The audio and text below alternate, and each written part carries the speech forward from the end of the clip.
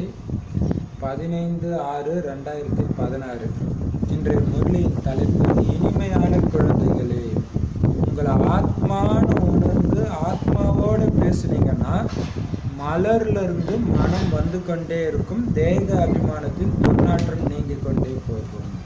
So தலைப்பிலே இது சூப்பராக இருக்கிறதுனால தான் வாட்ஸ்அப் ஜுவாலாமுகி குரூப்பில் இன்றைக்கி எல்லா மெத்தட்ஸையும் இந்த பாயிண்ட் அந்தளவுக்கு அழுத்தமாக சொல்லுவாங்க. ஸோ அதான் உங்களை ஆத்மான்னு உணர்ந்து ஆத்மாவோடு பேசுனீங்கன்னாலே அந்த ஆத்ம உணரே மலருடைய வாசனையை தான் கொடுக்குதுன்றது. தேகம் நினைச்சாலே துர்நாற்றம், இவங்க இப்படி அவங்க இப்படி அப்படி நிறையா வந்துடுது, எல்லா விகாரமும் வந்துடுது அப்படின்னு சொல்கிறாரு. அப்போ ஆத்மாவோடு ஆத்மா பேசிகிட்டு இருக்கிறேன். ஸோ இன்றைக்கி ஹோம்ஒர்க்காக கூட இதுதான் அந்த குரூப்புக்கும் கொடுத்துருக்கோம். ஸோ அந்த குரூப்பில் இல்லாமல் வெறும் யூடியூப்பில் இருக்கிறவங்களும் விட்டு போயிட்டு அதே ஹோம்ஒர்க் இங்கேயும் கொடுக்குறோம். என்ன அப்படின்னா 24 தடவை ப்ராக்டிஸ் பண்ணுறோம் இல்லையா. ஆத்மா பரந்தாமத்துலேருந்து 10 நிமிஷம் அப்படியே இருந்து வளர்ச்சி சக்தி கொடுக்குறது. அடுத்த 10 நிமிஷம் சூக்ஷ்மவாதனத்தில் சக்தி கொடுக்குறது. ஸோ ஒவ்வொரு 10 நிமிஷமும் ஒரு தடவை கணக்கு. ஸோ இப்படி 24 தடவை பாபா பண்ண சொல்லியிருக்காரு இந்த நிராகாரி ஸ்டேஜும் ஃபரிஸ்தா ஸ்டேஜும். அதோடு சேர்த்து இன்றைக்கி என்ன பண்ண போகிறோம் அப்படின்னா, உங்கள் தொடர்பில் யார் வராங்களோ அவங்கள ஆத்மாவாக நீங்கள் பார்க்கணும். உங்களையும் ஒளியாக அனுபவம் பண்ணணும். ஒளியாக இருந்து இன்னொரு ஒளியை பார்த்துட்டு இருக்காங்க. கூடவே இன்னொரு பயிற்சி என்ன அப்படின்னா, அப்படி பார்த்துட்டு இருக்கும்போது அவங்களுடைய நல்ல குணங்கள் உங்களுக்குள்ள மனசுக்குள்ளே ஆசை போட்டுக்கிட்டே இருக்கணும். அவங்க எதனாவது பேசிட்டு போகிறாங்க, ஆனால் உங்களுடைய மைண்டில் அவங்களுடைய நல்ல குணங்கள் மட்டும் கேட்டுக்கிட்டே இருக்கணும். ஸோ அவங்க உங்களை விட்டு போகிற வரைக்கும் நீங்கள் இந்த ப்ராக்டிஸை ஓரளவுக்காச்சும் பக்காவாக பண்ணிங்கன்னா 1 அப்படின்ட்டு இந்த பயிற்சிக்கு 1. ஸோ இதே மாதிரி உங்கள் தொடர்பில் எத்தனை பேர் வராங்களோ ஒரு நாள் ஃபுல்லாக, அப்போ உங்களுக்கு இது ஞாபகம் இருந்தால் தான் 1, 2 மார்க் இன்க்ரீஸ் ஆகிட்டே இருக்கும் இல்லையா. அந்த மாதிரி எந்த அளவு இன்க்ரீஸ் பண்ணுறீங்க. ஸோ இது 1 பாபா ஆத்மாவோட ஆத்மா பேசுங்கன்ற அந்த பயிற்சி, கூடவே மற்றவங்களோட நல்ல குணங்களை கிரகிக்கிறது, அவகுணங்களை பார்க்காம இருக்கிறதுக்கு இது ஒரு நல்ல இதாக இருக்கும். ஏன்னா அவங்க எதுவுமே பண்ணாமலே நீங்கள் நல்ல குணங்களை மைண்டுக்குள்ளே ஆசை போட்டுக்கிட்டே இருக்க போகிறீங்க. செம்ம குஷியாக இருக்கும். ஏன்னா மகாபாரதத்தில் இருக்குது இல்லையா, பாண்டவர்கள் போனால் எல்லாரும் நல்லவங்களா தெரியுறாங்க, கௌரவர்கள் போனால் எல்லாரும் கெட்டவங்களா தெரியுறாங்க. ஆனால் போனது ஒரே உலகம் தான். அதுமாதிரி அப்போ நல்லவங்களா பார்க்கும்போது அவ்வளோ குஷியாக இருக்கும்.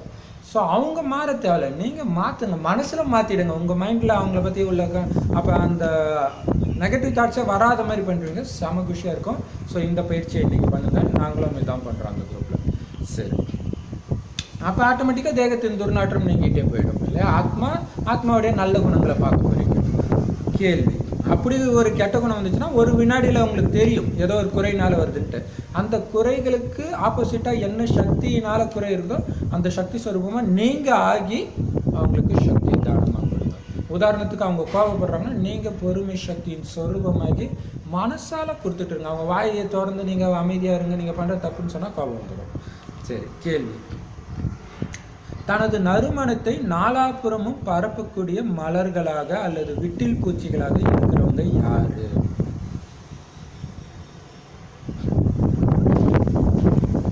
நாலாபுறமும் மனதை பரப்பக்கூடிய மலர்கள்.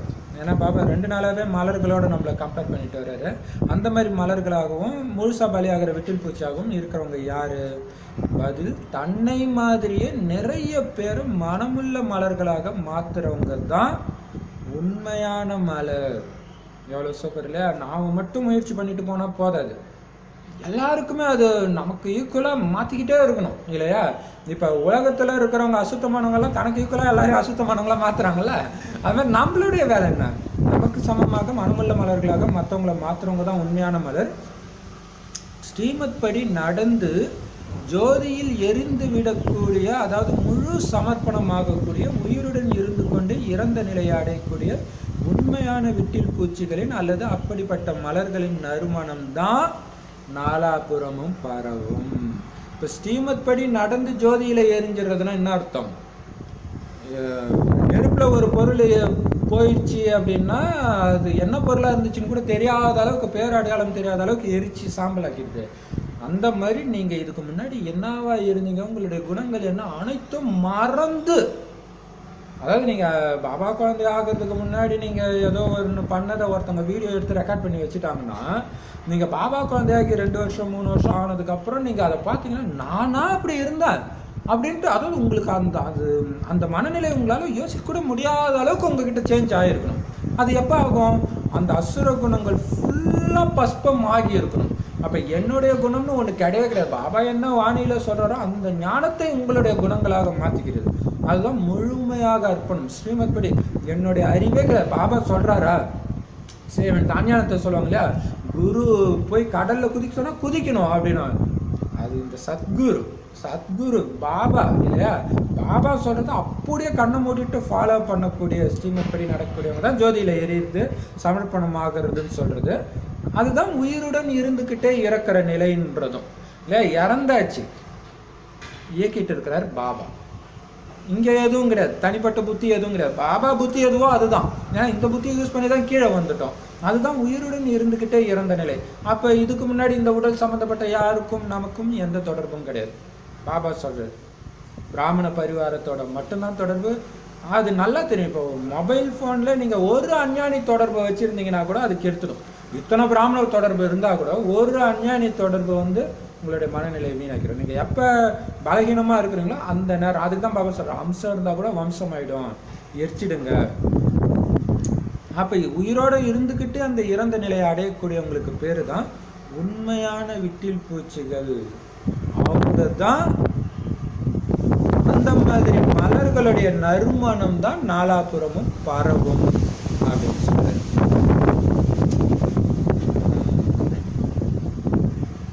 பாருங்க, பாபா என்ன சொல்றாரோ அதுதான். ஒரு பாபா தவிர எனக்கு எதுவும் கிடையாது. ஒரு பாபா சொல்ற வழியை தவிர எனக்கு வேற எந்த வழியும் கிடையாது. அப்படி இருக்குது இல்லையா. பாடல் கூட்டத்தில் ஜோதி எரிந்து எழுந்தது. கூட்டத்தில் ஜோதி எரிந்து எழுந்தது. நம்ம பாட்டுடைய முதல் லைன் மட்டும் இருக்கிறதுனால புரிஞ்சுக்க முடியல, நிறைய வரும். சரி, ஓம் சாந்தி. விட்டில் பூச்சிகள் பற்றிய பாடலை கேட்டீங்க. விட்டில் பூச்சி என சொல்லுங்கள் அல்லது மலர் என சொல்லுங்கள். ஓ சரி சரி. இப்போ கூட்டத்தில் ஜோதி எரிந்து எழுந்தது.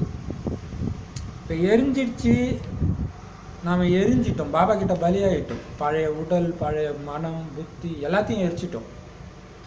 ஆனால் புதுசாக வரும் இப்போ இல்லையா. புது பிணமே தான், ஆனால் இயக்கிட்டு இருக்கிறாரு அவரு. அப்படி ஆக்கிட்டு இருக்கிறோம். ஸோ அதான் பாட்டத்துடைய அர்த்தம் உங்களுக்கு. சரி, விட்டில் பூச்சின்னு நீங்கள் சொன்னாலும் சரி, உங்களை மலர்கள்னு சொன்னாங்களும் சரி, விஷயம் ஒன்று தான். முழு சமர்ப்பணமானதான் விட்டில் பூச்சி. அப்படி இருந்தால் தான் உங்களுடைய மலர் நறுமணம் மிக்க மலராக இருப்பீங்க. குழந்தைங்க, நாம் உண்மையிலே விட்டில் பூச்சிகளாக ஆகி இருக்கிறோமா அல்லது சுற்றி வந்துட்டு போயிடுறோமா அப்படின்னு புரிஞ்சுக்கிறாங்க இல்லையா. பாபா சொல்கிறது ஞானம் நல்லா இருக்குது. அதாவது பாருங்களா, சூப்பராக 3 விதமாக பாபா சொல்கிறார். ஒரு சில பூச்சி வரும் போயிடும், ஒரு சில பூச்சி வரும் பிடிக்கும் சுற்றிக்கிட்டே இருக்கும், ஆனால் பலி மட்டும் ஆகாது. அப்படின்னு என்ன அர்த்தம்? பழைய சமஸ்காரத்தை விட மனசு வர மாட்டேங்குது. ஒரு சிலது என்ன ஆகிடும், அப்படியே பலி ஆகிடும். அதான் பாபா கேட்குறாரு, நீங்கள் கேட்டுக்கோங்க. நாம் விட்டில் பூச்சி ஆகிறது மேலே சுற்றிட்டு போயிடணும். அப்போ விட்டில் பூச்சினாலே பலி ஆகிறது தான் விட்டில் பூச்சி இல்லையா. ஜோதியை மறந்து போகின்றனர் ஒவ்வொருவரும். உங்களுடைய மனசு கேட்டுக்கோங்க, நாம் எதுவரை மலராக ஆகியிருக்கிறோம். அதான் எந்த அளவுக்கு நறுமணமிக்க மலர்கள் ஆகியிருக்கிறோம். எருக்கம்பூலேருந்து ரோஜா மலர் வரையும் இருக்குது. ஸோ நாம் எந்த மலர் ஆகி இருக்கிறோம் அப்படின்னு செக் பண்ணுங்க. ஞானத்தின் நறுமணத்தை பரப்புகிறோமா? உங்களை மாதிரியே மலராக யாரையாவது ஆக்கி இருக்கிறோமா? இதையும் குழந்தைங்கள் தெரிஞ்சுக்குவாங்க. ஞானக்கடலாக இருக்கிறவங்க பாபா தான். அவர்கிட்ட எவ்வளோ நறுமணம் உள்ளது. அவரை பிடிக்கலன்னு யாராவது சொல்லுவாங்களா? அவரை தெரிஞ்சதுக்கப்புறம். தெரியாமல் கடவுள் இல்லைன்னு சொல்கிறத விட்டுருங்க. அவருடைய குணங்கள் இல்லையா, எவ்வளவு நறுமணமாக இருக்கிறார் பாபா. அதனால தான் அவரை ஞானக்கடல்னு சொல்கிறோம் இல்லையா. யார் நல்ல மலராக அல்லது விட்டில் பூச்சிகளாக இருக்கிறாங்களோ அவங்க கிட்ட இருந்து நிச்சயமாக நல்ல நறுமணம் வரும். அவங்க கூட கொஞ்சம் பேசினாலே தெரியும், டிஃப்ரென்ஸ் தெரியும், வைப்ரேஷன் எல்லாமே தெரியும் இல்லையா. நல்ல விட்டில் பூச்சா பாபா சொல்கிறத அப்படியே கேட்டால் அவங்கள கண்டிப்பாக எல்லாருக்கும் பிடிக்கும். கேட்கலன்னா தான் பிடிக்காது இல்லையா. ஸ்ரீமத் படி அவங்க நடக்கிறாங்க, ஒருத்தவங்க நடக்கிறாங்கன்னா அவங்கள உங்களுக்கு பிடிக்கலன்னாலே அவங்க நிஜமாக ஸ்ரீமத் படி நடக்கலை, ஏதோ ஒரு குறை இருக்குது, அதனால தான் உங்களுக்கு பிடிக்கல இல்லையா. ஸ்ரீமத் படி நடக்கிறவங்க சத்தியமா எல்லாருக்கும் பிடிக்கும். அதனால பாபா சொல்றாரு, அவங்க எப்பவுமே குஷியாக இருப்பாங்க. குஷி தானே நமக்கு எல்லாமே இல்லை. ஸ்ரீமத்தை கொஞ்சம் பாபா சொல்றாரு, குஷி குறைஞ்சாலே புரிஞ்சுக்கோங்க ஸ்ரீமத்தை அவசியம் மீறி இருக்கிறீங்க. அதுதான் பலி ஆயிட்டா சாட்சியா இருந்து பாக்குற அந்த குஷி தான் இருக்கும் இல்லையா. இப்ப பாபா சொல்றாரு, மலராக இல்லைன்னா மொட்டாக ஆகிடுவாங்க. யாரு உயிரோட இருந்துகிட்டே இறந்துடுறாங்களோ அவங்க தான் முழுமையான விட்டில் பூச்சி ஆவாங்க. அப்போ பார்த்தீங்கன்னா 2005 பாபா சொல்றாரு அவ்யக்தவாணியில் இந்த மாதிரி பண்ணுங்க, 24 தடவை பண்ணுங்க, அது பிடிச்சி நம்ம எல்லாருக்கும் சொல்லி பண்ணோம். ஆனால் ஒரு சிலருக்கு பார்த்தீங்கன்னா நல்ல பாபா குழந்தை தான், ஆனால் பண்ணவே மாட்டுறாங்க. அப்போ என்ன பண்ணுறது இல்லை. அப்போ ஆனால் அவங்க புலம்புறது அதெல்லாம் தெரியுது, பண்ணாதனால தான் பண்ணுறாங்க, நம்மளால ஒன்றும் பண்ணவும் முடியல. ஸோ அதை ட்ரை பண்ணால் தானே அந்த குஷி தெரியும் இல்லையா. இல்லை அப்படின்ட்டு ஏதோ ஒரு சாக்கு சொல்லி வைக்கிறாங்க. நிறைய பேர் அந்த மாதிரியும் இருக்கிறாங்க. கஷ்டமாக தான் இருக்குது, என்ன பண்ணுறது இல்லையா. சரி, அப்போ பாபா சொல்றாரு,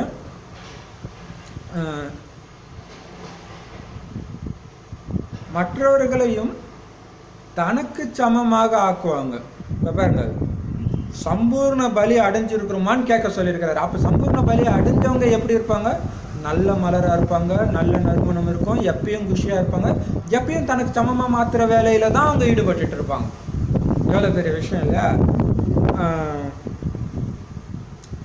மலராக இல்லைன்னா முட்டாக ஆகிடுவாங்க.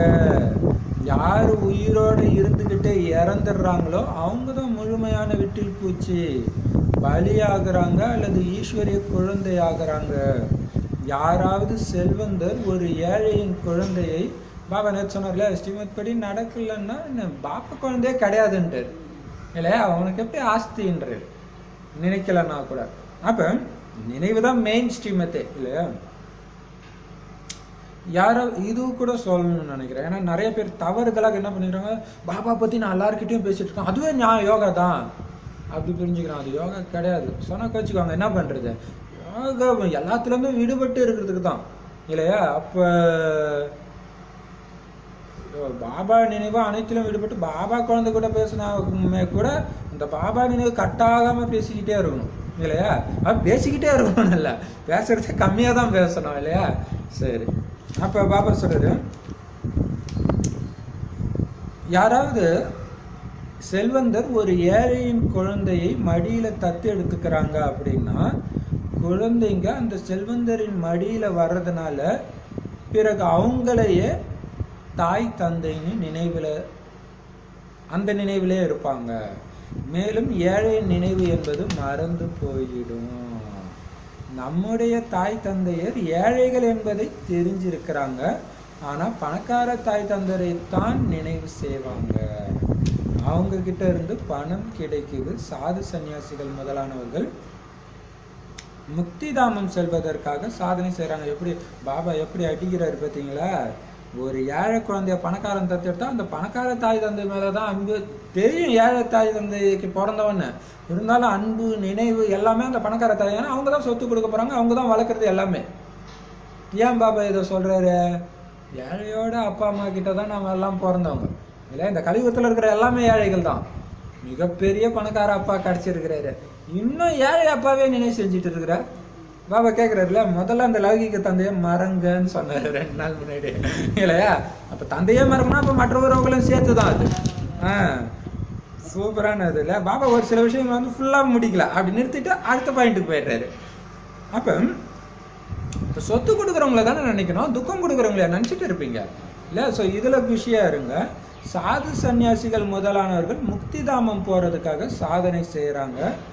அனைவருமே முக்திக்காகத்தான் புருஷார்த்தம் செய்கிறாங்க. ஆனால் முக்தினா என்ன அர்த்தம்னு கூட அவங்களுக்கு தெரியல. சிலர் ஜோதியோட ஜோதியாக கலந்துடுவோம் அப்படின்னு நினைக்கிறாங்க. சிலர் எல்லைக்கு அப்பால் உள்ள நிர்வாணதாமத்துக்கு போயிடுவோன்னு புரிஞ்சுக்கிறாங்க.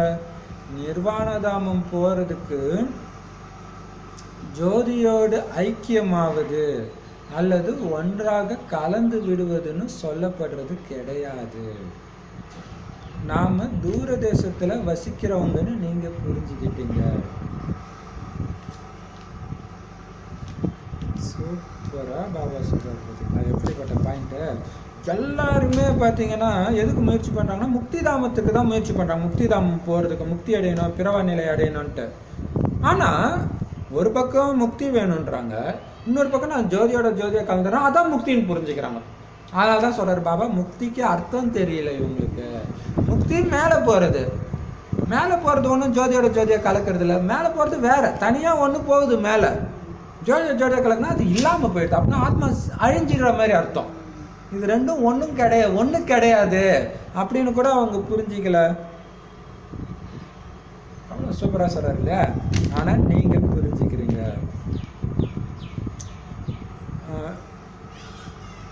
அதே பார்த்தீங்கன்னா ஜோதியாக கலக்கிறோன்னு சொல்லுவாங்க, இறைவனடி சேர்ந்தார்னு சொல்லுவாங்க.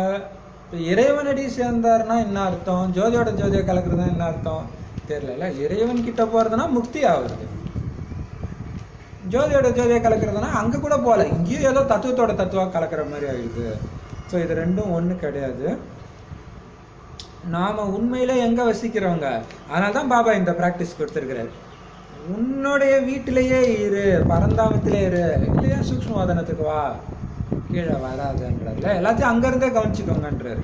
இப்போ பாபா சொல்கிறாரு, இந்த அழுக்கு உலகத்தில் இருந்துக்கிட்டு என்ன பண்ணுறது. சூப்பராக அடுத்த லைனே சொல்லிட்டாரு பாருங்களா, டச் பண்ணி சொல்லிட்டு அடுத்த லைனே அது வந்துடுது. நாம் தூரதேசத்தில் வசிக்கிறவங்க இந்த அழுக்கு உலகத்தில் இருந்துட்டு என்ன பண்ணுறது. யாரையாவது சந்திக்கும் பொழுது இது ஏற்கனவே உருவாக்கப்பட்ட ஒரு நாடகம்னு புரிய வைங்க அப்படின்னு பாபா புரிய வைக்கிறாரு.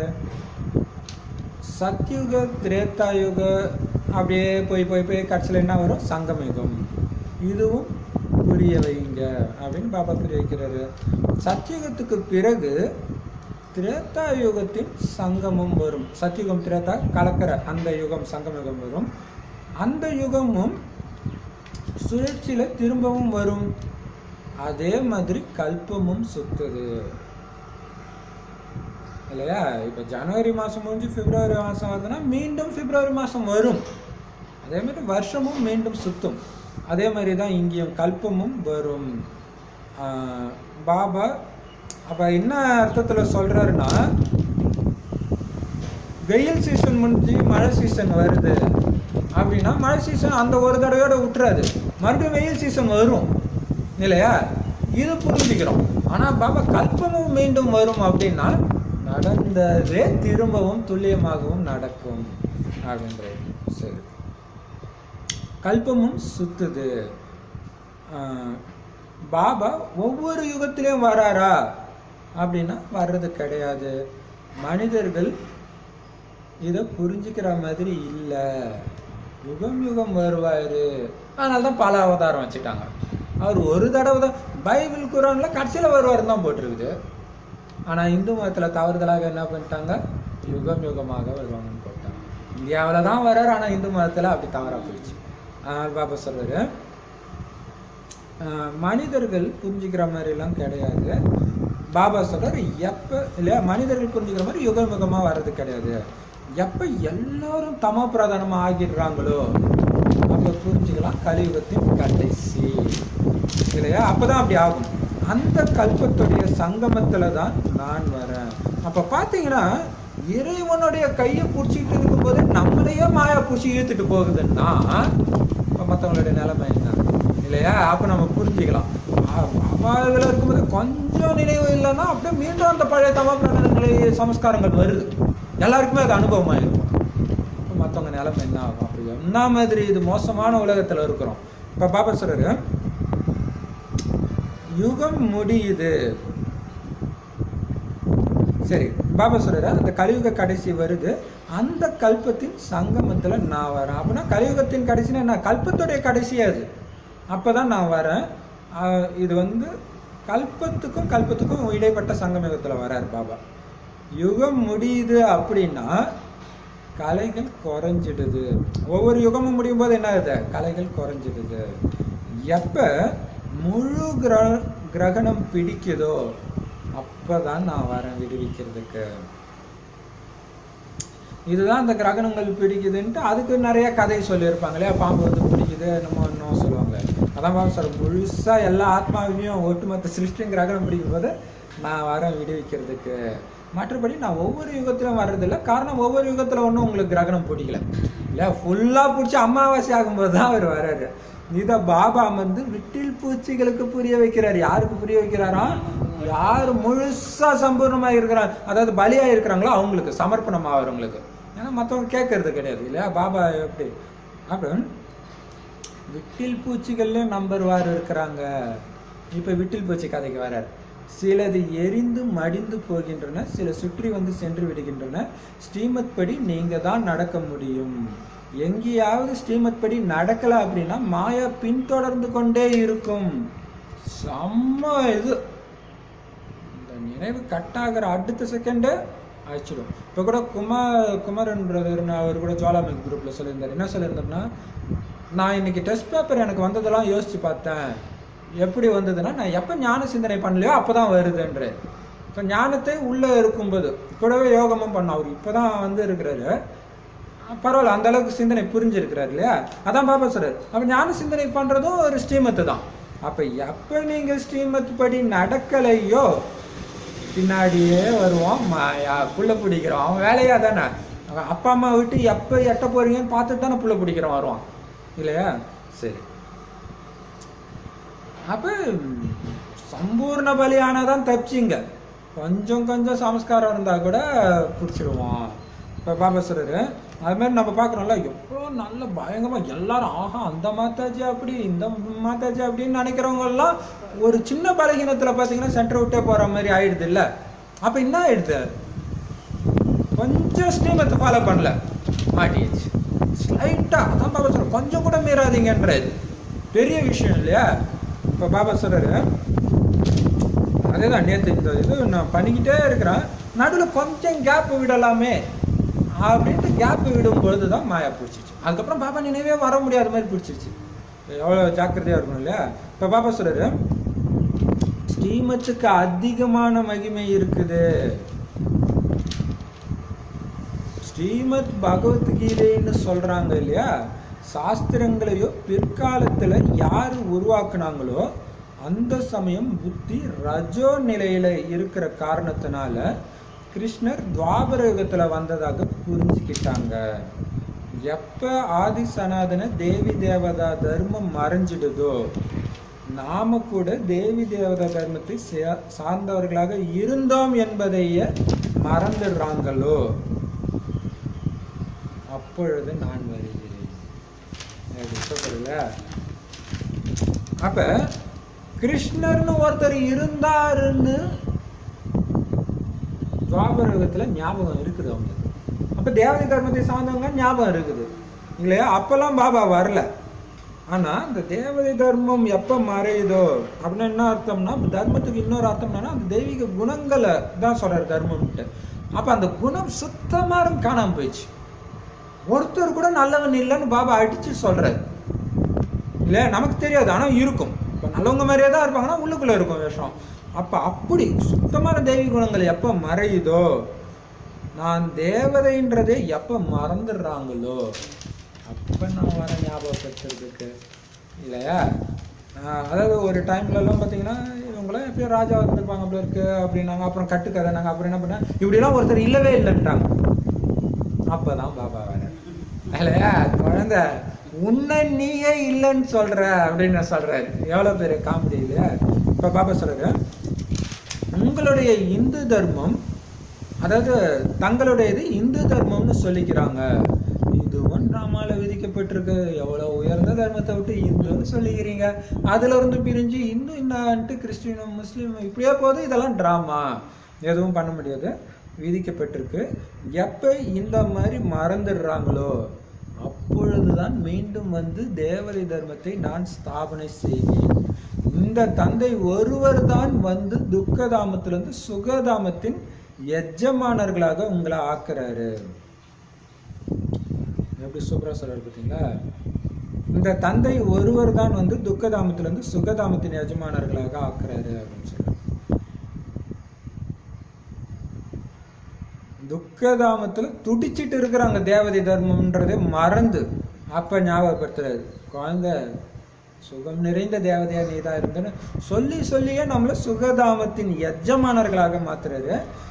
நாங்க இப்ப நரகத்தின் எஜமானர்களாக இருக்கிறோம் அப்படின்னு உலகம் அப்படின்னு இப்ப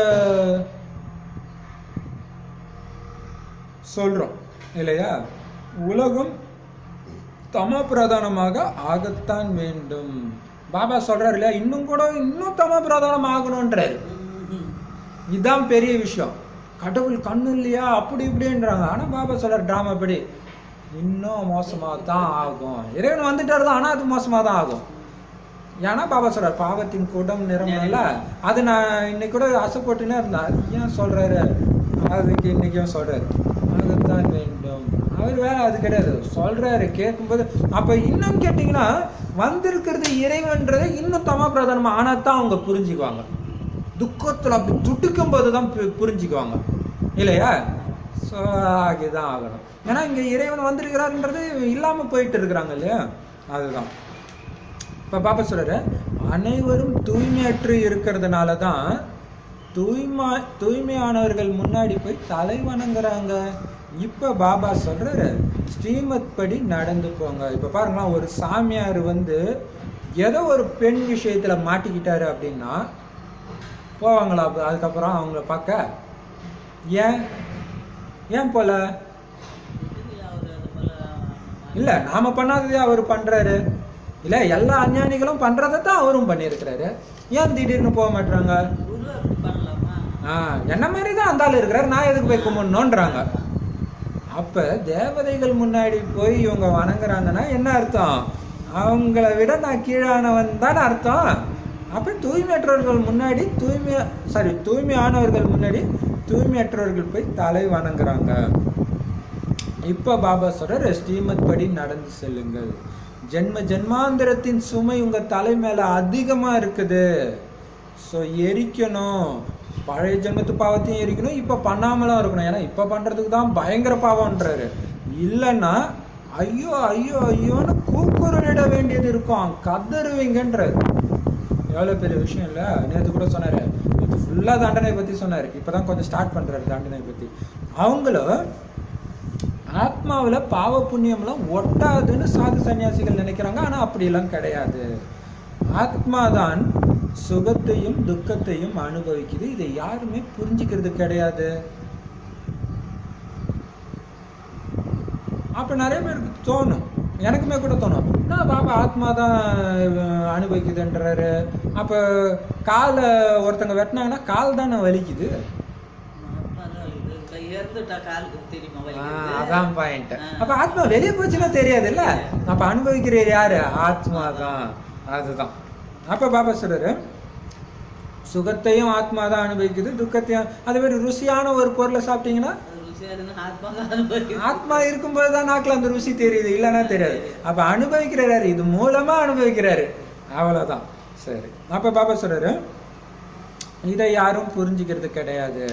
பாபா அடிக்கடி புரிய வைக்கிறாரு, நம்மளுடைய லட்சியம் மிகவும் உயர்ந்தது, ஞாபகம் வச்சுக்கோங்க இல்லையா? பல ஜென்மத்தின் பாவத்தை அழிக்கணும், நாராயணன் ஆகணும், சதா சுகமா இருக்கணும், நிறைய. ஸோ இதுக்கெல்லாம் நீங்க நினைவு செய்யுங்க, ஸ்ரீமத் படி நடங்கன்றாரு. அடிக்கடி புரிய வைக்கிறாரு, லட்சியத்தை மறந்துடாத குழந்தை, லட்சியத்தை மறந்துடாத குழந்தை. அதுதான் இப்ப குட்டி குட்டி அந்த 10 நிமிஷத்துக்கு நீங்க அந்த லட்சியத்துல கவனம் வைக்கும் போது இப்படி 10 நிமிஷமா சேர என்ன ஆகும்? ஆட்டோமேட்டிக்கா சேமிப்பு ஆகும்ட்டு பாப்பா சொல்றாரு. அப்ப இந்த சமயம் துக்கத்துல இருக்கும் பொழுது நீங்க முயற்சி செய்யறீங்க. சத்தியுகத்துல இதுவும் ஒரு சூப்பரான விஷயம் தான். இது பயங்கர தம பிரதானமாகும் போதுதான் நமக்கு சுகத்தின் வழிய பாபா ஸ்ரீமத் படி நினைவுல இருந்து எல்லாத்தையும் கத்துக் கொடுக்கும் பொழுது அதை நாம மீறும் பொழுது அடிக்கிற இருக்குது பாருங்க, மாயா கிட்ட வாங்குற அடி திரும்பவும் பாபா கிட்ட வந்து சேரும். அப்படி இல்லைன்னா நம்ம நினைக்காம கூட விட்டுருவோம். சொர்க்கம் மாதிரி இது இருந்தா ஏன் நினைக்க போறோம்? அதான் பாபா சொல்றாரு. அதனாலதான் துக்கத்துல இருக்கும்போது நீங்க முயற்சி செய்றீங்க, துக்கமா இருக்கும்போது தான் உங்களால பண்ணவும் முடியும். அதனாலதான் குந்தி தேவி அப்பயுமே எந்த துக்கத்தை குந்தி தேவி கிருஷ்ணன் கிட்ட போனாங்கல்ல. குந்தி தேவின்றவங்க பாண்டவர்களுடைய அம்மா தானே? சரி, எப்பயும் துக்கத்தை கொடுங்கன்ட்டு கிருஷ்ணர்கிட்ட கேக்குறாங்களா? அப்பதான் உன் நினைவு இருக்கும் கிருஷ்ணானா? சரி, கடவுள் கொடுக்கறது இல்லைன்னு தெரியல உங்களுக்கு. சரி, பாபா சொல்றாரு சத்தியுகத்துல நாம ரொம்ப சுகத்துல இருப்போம்னு புரிஞ்சுக்கிறீங்க. ஓ, அவங்க பாண்டவர்கள்ல. ஸோ நமக்கு சொல்ற மாதிரி டெஸ்ட் பேப்பர் அனுப்புங்க, அப்பதான் உன் நினைவு இருக்குன்ற மாதிரி இல்ல. கரெக்டு தான் இல்லையா? சரி, அப்ப பாபா சொல்ற, ஏன்னா மம்மா தானே சொன்னாங்க, வாடா மாயா நீ நான் பார்த்தலான்ட்டு. சூப்பர். மீண்டும் நாம துக்க உலகத்துக்கு போக போறோம்னு சொர்க்கத்துல இருக்கிறவங்களுக்கு தெரியாது. நாம சுகத்துல எப்படி வந்திருக்கிறோம், எத்தனை ஜென்மங்கள் எடுப்போன்ற ஞானம் எதுவுமே அவங்களுக்கு தெரியாது. ஆனா இப்ப உங்களுக்கு தெரியும். அப்படின்னா உயர்ந்தவங்க நீங்களா தேவதைகளா? இப்ப நீங்க துக்கம் நிறைஞ்ச உலகத்துலதான் இருக்கிறீங்க. ஆனா 20 வருஷத்துல சுகம் நிறைஞ்ச உலகத்துக்கு போக போறேன்ற ஞானம் தெரியும். திரும்ப இதே மாதிரிதான் கீழ் நிலை வருவோன்னு தெரியும், எல்லாம் தெரியும். ஒண்ணுமே தெரியாது. அப்ப யார் உயர்ந்தவங்க? நீங்க ஈஸ்வரனுடைய குழந்தைகளாக இருக்கிற காரணத்தினால. எப்படி ஈஸ்வரன் ஞானம் நிறைஞ்சவரா இருக்கிறாரோ அதே மாதிரி நீங்களும் கூட ஞானம் நிறைஞ்சவரா ஆகுறீங்க. இப்ப நீங்க ஈஸ்வரிய குழந்தைகள், ஆனா வரிசைப்படிதான் இருக்கிறீங்க. எவ்வளவு பெரிய விஷயம் இல்லையா? அவர் ஞானம் நிறைந்த குழந்தை, சார் ஞானம் நிறைஞ்சவர் பாபா. அவருடைய குழந்தை ஆகிட்டாலே, அதாவது குழந்தைனால என்ன அர்த்தம்? அப்பா சொல்றதை அப்படியே ஃபாலோ பண்றோம். அப்பதான் ஞானம் நிறைஞ்சவரா நீங்களும் ஆகுறீங்க. இப்ப நீங்க ஈஸ்வரிய குழந்தைகள், ஆனாலும் வரிசைப்படியா தான் இருக்கிறீங்க. அவர்கிட்ட இருக்கிற அதே ஞானம் உங்ககிட்ட ஃபுல்லா இருக்குதா? அதே குணம் ஃபுல்லா இருக்குதானா? இல்ல, வரிசைக்கிரமம் இருக்குது. ஒரு சிலர் மிகுந்த போதையில இருக்கிறாங்க. நாம பாபாவுடைய வழிப்படி நடந்துகிட்டே இருக்கிறோம்னு புரிஞ்சுக்கிறாங்க. அதான் பாபா சொல்றாரு, அப்ப பாபா வழிமுறைப்படி நடக்கிறதுலதான் அந்த இது இல்லையா? ஒரு நாள் 2 மணிக்கே எழுந்திரிச்சு அப்படியே கண்டினியூஸா யோகத்துல இருந்தா அன்னைக்கு எவ்வளவு குஷியா இருக்குது. அந்த வருமானம், பாபா சொன்னதை நான் ஃபாலோ பண்றேன்ற அந்த குஷியை. ஏன்னா பாபா சொல்றது எல்லாராலையும் ஃபாலோ பண்ணவும் முடியாது இல்லையா? அதான் சொல்றாரு, ஒரு சிலர் ரொம்ப போதையா இருக்கிறாங்க. ஏன்னா அவங்க அப்படியே ஃபாலோ பண்றாங்க. எந்த அளவுக்கு பாபா வழிப்படி நீங்க நடக்கிறீங்களோ அந்த அளவுக்கு உயர்ந்தவர்களாக ஆவீங்க. இப்பயே உங்களுடைய முகம் ஜொலிக்கும்ன்றது. நேற்று வானிலை சொன்னார்களே, அந்த குஷி தெரியும்ன்றது. பாபா முன்னாடி உட்கார்ந்துக்கிட்டு, சாரி, பாபா முன்னிலே உங்க முன்னாடி உட்கார்ந்து குழந்தைங்களுக்கு புரிய வைக்கிறாரு, குழந்தைகளே இந்த தேகாபிமானத்தை விட்டுடுங்க, ஆத்ம அபிமானி ஆகுங்கள், நிரந்தரமாக நினைவு செய்யுங்கள். எவ்வளவு பெரிய விஷயம் இல்லையா? நிரந்தரமா நினைவு செய்யுங்கன்றாரு பாபா. ஸோ குறைஞ்சபட்சம் 8வது நாம முயற்சி பண்ணிட்டு இருக்கிறோம் இல்லையா? ஆனால் பாபா நிரந்தரமா தான் பண்ண சொல்றாரு. அப்ப எதுக்கு அந்த 8ன்றதே கூட அந்த கவனம் வைக்கிறதுக்கு. ஸோ அந்த 8 தொடும்போது இன்னும் அதிகமாக போகும். இப்போ பாபா சொல்றாரு, தேக அபிமானத்தை விட்டுடுங்க. தேக அபிமானம் தான் பாபா நினைவு இருக்காது. அதனால ஆத்மா அபிமானி ஆகுங்க. நான் ஆத்மா ஒளியா இருக்கிறேன், என்னுடைய வீடு அங்க இருக்குது அப்படின்ற நினைவோட பாபாவை நிரந்தரமா நினைவு செஞ்சுட்டே இருங்க. அப்ப மேலேயே இருந்துட்டு இருந்தீங்கன்னா நிரந்தரமா இருக்கும் அவருடைய நினைவு இல்லையா? பாபாவோ எப்பவுமே சுகத்தை கொடுக்கிறவரு, துக்கத்தையும் பாபா தான் கொடுக்கிறாருன்றது தவறு. பாபா ஒருபோதும் தன்னுடைய குழந்தைங்களுக்கு துக்கம் கொடுக்க மாட்டார். லௌகீக தந்தை வேணா கொடுக்கலாம், இவரு கொடுக்க மாட்டார். லௌகீக தந்தை கூட நீங்க அவர் சொல்படி கேட்கலன்னா துக்கத்தை கொடுப்பாரு. ஆனா இவரு கொடுக்கறது இல்லை. நீங்க சொல்படி கேட்கறதுனா கூட இவரு கொடுக்கறது கிடையாது, தர்மராஜ் தான் கொடுப்பாரு கடைசியில. சரி, அது கூட துக்கம்னு சொல்ல முடியாது. ஏன்னா அது ஒரு அந்த கணக்கு முடிக்கிறதுக்காக, அது இல்லையா? முடிச்சாதானே அது மாதிரி சோதம் வரும், அதுக்காக எரிக்கிறதுக்காக. சரி, அப்ப பாப்பா சொல்ற, குழந்தைங்க தங்களுடைய கீழான நடத்தையினால துக்கத்தை அடையிறாங்க. மற்றபடி தந்தை துக்கம் தரக்கூடியவர் அல்ல. போய் நெருப்புல கை வச்சுட்டு, கடவுளை உனக்கு அறிவு இருக்குதா பாரு, கொதிக்குது, கடவுளை போய் நெருப்புல கை வைக்க சொன்னார், நெருப்புல கை வைக்காதுன்ற ஞானத்தை கத்து கொடுத்துட்டு இருக்கிறாரு. அதான் பாபா சொல்றாரு, தலைகீழான நடத்தையினாலதான் துக்கத்தை அடையிறீங்க. அதுவும் பாபா குழந்தை ஆனதுக்கு அப்புறம் ஸ்ரீமத் இன்னும் பயங்கரமா துக்கம் வரும். ஏன்? உங்க நடத்தையினால. சரின்னு தெரிஞ்ச போய் வச்சீங்கன்னா அப்ப ஐயோ பாபா பாபா ஒரு வானில சொன்னா, ஒரு சில குழந்தை ஆஹா பாபா ஆஹான் தான், ஒரு சில குழந்தை ஐயோ பாபா ஐயோன்னு தான். ஏன்? ஆமாம் பாபா நீ, இன்னொரு குழந்தை ஆமாம் பாபா தான். ஆமாம் பாபா நீ சொன்னது ரைட்டு தான், நான் தெரியாதமா அதுல போய் மாட்டிட்டேன், எப்படி சொல்றாரு இல்லையா? அப்ப தந்தை துக்கம் கொடுக்கக்கூடியவர் கிடையாது. ஏ பகவானே, குழந்தை கொடுப்பீர்களானால் குலம் தழைக்கும்னு சொல்றாங்க. குழந்தைங்க மேல ரொம்ப அன்பு வைக்கிறாங்க. மற்றபடி தங்களுடைய கர்மங்களினால தான் துக்கம் அடைகிறாங்க. இப்ப பாபா குழந்தைகளாக இவங்களை மிகுந்த சுகம் நிறைந்தவர்களாக ஆக்குறாரு. ஸ்ரீமத் படி நடந்து செல்லுங்கள்னு சொல்றாரு. அசுர வழிப்படி நடக்கிறதுனால தான் நீங்க துக்கம் அடைகிறீங்க. அப்ப பாருங்க, குழந்தையே இல்லாதவங்க வந்து கடவுளே குழந்தை கொடு அப்படின்னு கோயிலாலும் சுத்துவாங்க இல்லையா? ஏன்னா அப்படி ஒரு அன்பு வைக்கிறாங்க. கடைசியில் அந்த குழந்தைய பின்னாடி பிற்காலத்துல துக்கம் கொடுக்கும்போது உன்னை போயா நான் அது அவங்க இருந்து பெத்தன்னுவாங்க. அதான் பாபா சொல்றாரு, உங்களுடைய கர்மங்கள்னாலதான் நீங்க துக்கம் அடைகிறீங்களே தவிர இறைவன் எதுவுமே பண்றது இல்ல. பாபாட்ட குழந்தை கொடுன்னா அவரா கொடுக்குறாரு. நீங்க இதுக்கு முன்னாடி நிறைய பாவம் பண்ணியிருந்தீங்கன்னா அது குழந்தையா வந்து பிறந்தவங்களுக்கு துக்கம் கொடுக்கும். குழந்தை இல்லைன்னா சந்தோஷப்பட்டுக்கலாம். அப்பா நமக்கு எந்த கர்ம கணக்கும் இல்லாமல இருக்குது, அதான் உண்மையான அர்த்தம். அது தெரியல இவங்களுக்கு இல்லையா? ஆனா இந்த மாயா இருக்கிறானே மோசமான மாயா. ஐயோ குழந்தை இல்லையான்னு கேட்டே துக்கம் வைக்கிற மாதிரி சொசைட்டியை உருவாக்கி விட்டுருவான். அது மாயா. ஏன்னா அவனுக்கு சுகமா இருந்தா பிடிக்காது. ஏன்னா நமக்கு நல்லா தெரியுது கல்யாணம் பண்ணா துக்கம் தான், குழந்தை பண்ணா துக்கம் தான் தெரியுது. இருந்தாலும் போய் உழ வைக்கிறீங்க. சுத்தி இருக்கிற உலகம் அப்படி காட்டுறாங்க. படத்துல பாத்தீங்கன்னா அப்படியே லவ் பண்றதெல்லாம் பார்த்து அந்த மணிரத்னம் படம்லாம் பார்த்தா உடனே லவ் பண்ணணும்னு தோணிடும். பிரம்மா பாபாவே விழுந்தாருல படத்தை பார்த்து இல்லையா? கல்யாணமே பண்ணக்கூடாதுன்னு நினைச்சா ஒரு படத்தை பார்த்து போய் கல்யாணம் பண்ணிட்டாரு. நாங்க அதுக்குதான் பாபா சொல்ற அந்த குப்பையை பார்க்காதீங்க இல்லையா? சரி, அப்ப பாபா சொல்றாரு உங்க கர்மங்கள்னாலதான் நீங்க துக்கம் அடையிறீங்க. இப்ப பாபா குழந்தைகளாகி உங்களை மிகவும் சுகம் நிறைஞ்சவரா ஆக்குறாரு. ஸ்ரீமத் படி நடந்து செல்லுங்கள் சொல்றாரு.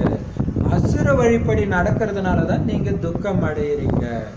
குழந்தைகளே, தந்தை அல்லது ஆசிரியர் அல்லது பெரியவர்களின் கட்டளையை ஏற்று நடக்கவில்லை என்றால் துக்கம் அடைகிறீர்கள். துக்கம் கொடுப்பவர்களாக தாங்களே ஆகின்றனர், மாயா உடையவர்களாக ஆகிவிடுகின்றனர். ஈஸ்வரனின் வழிமுறை இப்பொழுதுதான் உங்களுக்கு கிடைக்குது. பிறகு ஈஸ்வரிய வழியின் பலன் 21 பிறவிக்கு நடைபெறுகிறது. பிறகு அரை கல்பத்துக்கு மாயாவின் வழிபடி நடக்கிறாங்க. ஈஸ்வரன் ஒரே ஒரு முறை தான் வந்து வழிமுறை கொடுக்கிறாரு. மாயாவோ அரை கல்பமாக தவறான வழிமுறை கொடுத்து கொண்டே இருக்கிறது. சூப்பரான பாயிண்ட் சொல்லிட்டு இருக்கிறார் சார் பாபா. தந்தை கல்பத்துல ஒரு தடவை மட்டும்தான் ஸ்ரீமத் கொடுக்கிறாரு. மாயாவின் வழிப்படி நடந்து 100% துர்பாக்கியசாலி ஆகிட்டாங்க. ஆக யார் நல்ல நல்ல மலர்களாக இருக்கிறாங்களோ அவங்க அதே குஷியில மகிழ்ந்து இருப்பாங்க, வர்ஷிக்கிறவமாக இருக்கிறாங்க இல்லையா? சில விட்டில் பூச்சிகளோ சரி அதுக்கப்புறம் வரலாம். இப்போ பாபா சொல்றாரு ஸ்ரீமத் படி நடந்து போ குழந்தை, அதுல தான் சுகம் இருக்குது. ஸோ அவருடைய வழிபடி நடக்கிறதுடைய பலன் அடுத்த 21 பிறவிக்கு வருது இல்லையா? அவர் சொல்ற அந்த வழி உங்களுக்கு அப்படியே சமஸ்காரமா பதியும் போது யாருக்குமே துக்கம் கொடுக்காத அந்த மனநிலை வரும்போது, அந்த மனநிலை உள்ளவங்க மட்டுமே பிறவி எடுக்கும்போது எப்படி இருக்கும் உலகம் இல்லையா? ஸோ 21 பிறவிக்கு அந்த பலன் கிடைக்குது. ஸோ இறைவனுடைய வழி ஒரு தடவை தான் கிடைக்குது. மற்றபடி மீண்டும் நீங்க அசுர வழிப்படி நடக்கிறீங்களே அப்ப தான் துக்கத்தை அடையிறீங்க. துக்கத்தை அடையிறது மட்டும் இல்ல, மற்றவங்களுக்கும் துக்கத்தை கொடுக்குறீங்க. அப்பா சொன்னா கேட்கறது இல்லை, டீச்சர் சொன்னா கேட்கறது இல்லை, பெரியவங்க சொன்னா கேட்கறது இல்லை, துக்கம் அடையிறீங்க. இப்படிலாம் கேட்காம தான் தோன்றித்தனமா செய்ய வச்சது யாரு? மனிதர்களுடைய வழிகள். அது மதங்களாகட்டும், ஓஷோ, பெரியார் இந்த மாதிரி ஆட்கள்லாம் என்ன பண்ணாங்க, எதிர்த்து கேட்குற அந்த மனநிலையை உருவாக்கிட்டாங்க. எல்லாத்தையும் எதிர்த்து தானும் துக்கத்தை அனுபவிக்கிறாங்க, மற்றவங்களுக்கும் துக்கத்தை கொடுத்துட்டு இருக்கிறாங்க இல்லையா? இப்போ பாபா சொல்றாரு துக்கம் அந்த மாதிரி வன்முறையை தோன்றவங்க, இது தப்புன்னு சொல்றவங்களுக்கே ஓட்டு போட்டு இதாக்கிடுறாங்க. அப்போ அதனால தான் இன்னும் கீழாகவும் போயிட்டு இருக்குது. இப்போ பாபா சொல்றாரு, அதான் பாபா சொல்றாரு, துக்கத்தை நீங்க கொடுக்குறீங்கன்னா முதல்ல நீங்க அனுபவிக்கிறீங்க, அனுபவிக்காம கொடுக்க முடியாது இல்லையா? அதனால மாயா உடையவர்களாக ஆகிடுறீங்க. பாபா கொடுக்குற வழிமுறைப்படி 21 பிறவிக்கு உங்களுக்கு பலன் கிடைக்குது. மாயாவுடைய வழிப்படி நடக்கிறதுனால தான் துக்கம் கிடைக்குது. தவறான வழிமுறை அரை கல்பமாக மாயா உங்களுக்கு கொடுத்துக்கிட்டே இருக்குது.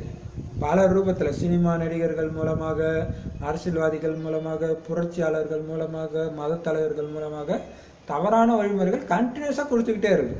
பாபாவுடைய வழிமுறை மட்டும்தான் இப்போ மட்டும் கிடைக்குது, அதுவும் இங்கே மட்டும்தான் கிடைக்குது. தந்தை கல்பத்தில் ஒரு தடவை மட்டும்தான் ஸ்ரீமத் கொடுக்கிறாரு. ஆனால் நீங்கள் மாயா வழிபடி நடக்கிறதுனால தான் 100% துர்பாக்கியசாலிகளாக, பாக்கியத்தை இழந்தவர்களாக ஆகியிருக்கீங்க. ஆக யார் நல்ல நல்ல மலர்களாக இருக்கிறாங்களோ அதுதான் பாபா சொல்றாரு மாயாவுடைய வழிபடி. மாயானால என்னது? மனதின் வழி, மற்றவங்களுடைய வழி. அதுபடி நடக்காதுங்க. ஸ்ரீமத் வழி மட்டும் நடக்கும். அது என்னது? ஸ்ரீ உயர்ந்த வழி அல்லது உயர்ந்தவர், பாபாவுடைய உயர்ந்த வழிபடி மட்டும் நடங்க. அப்போதான் பாக்கியத்தை நீங்க நிரப்பிக்க முடியும். யார் நல்ல நல்ல மலர்களாக இருக்கிறாங்களோ அவங்க அதே குஷியில மகிழ்ந்து இருப்பாங்க. கடவுளுக்கு குழந்தையா இருக்கிறாங்க, கடவுளுடைய ஞானம் எனக்கு கிடைச்சிட்டு இருக்கு, உலகத்துல எல்லாம் எப்படி இருக்கிறாங்க.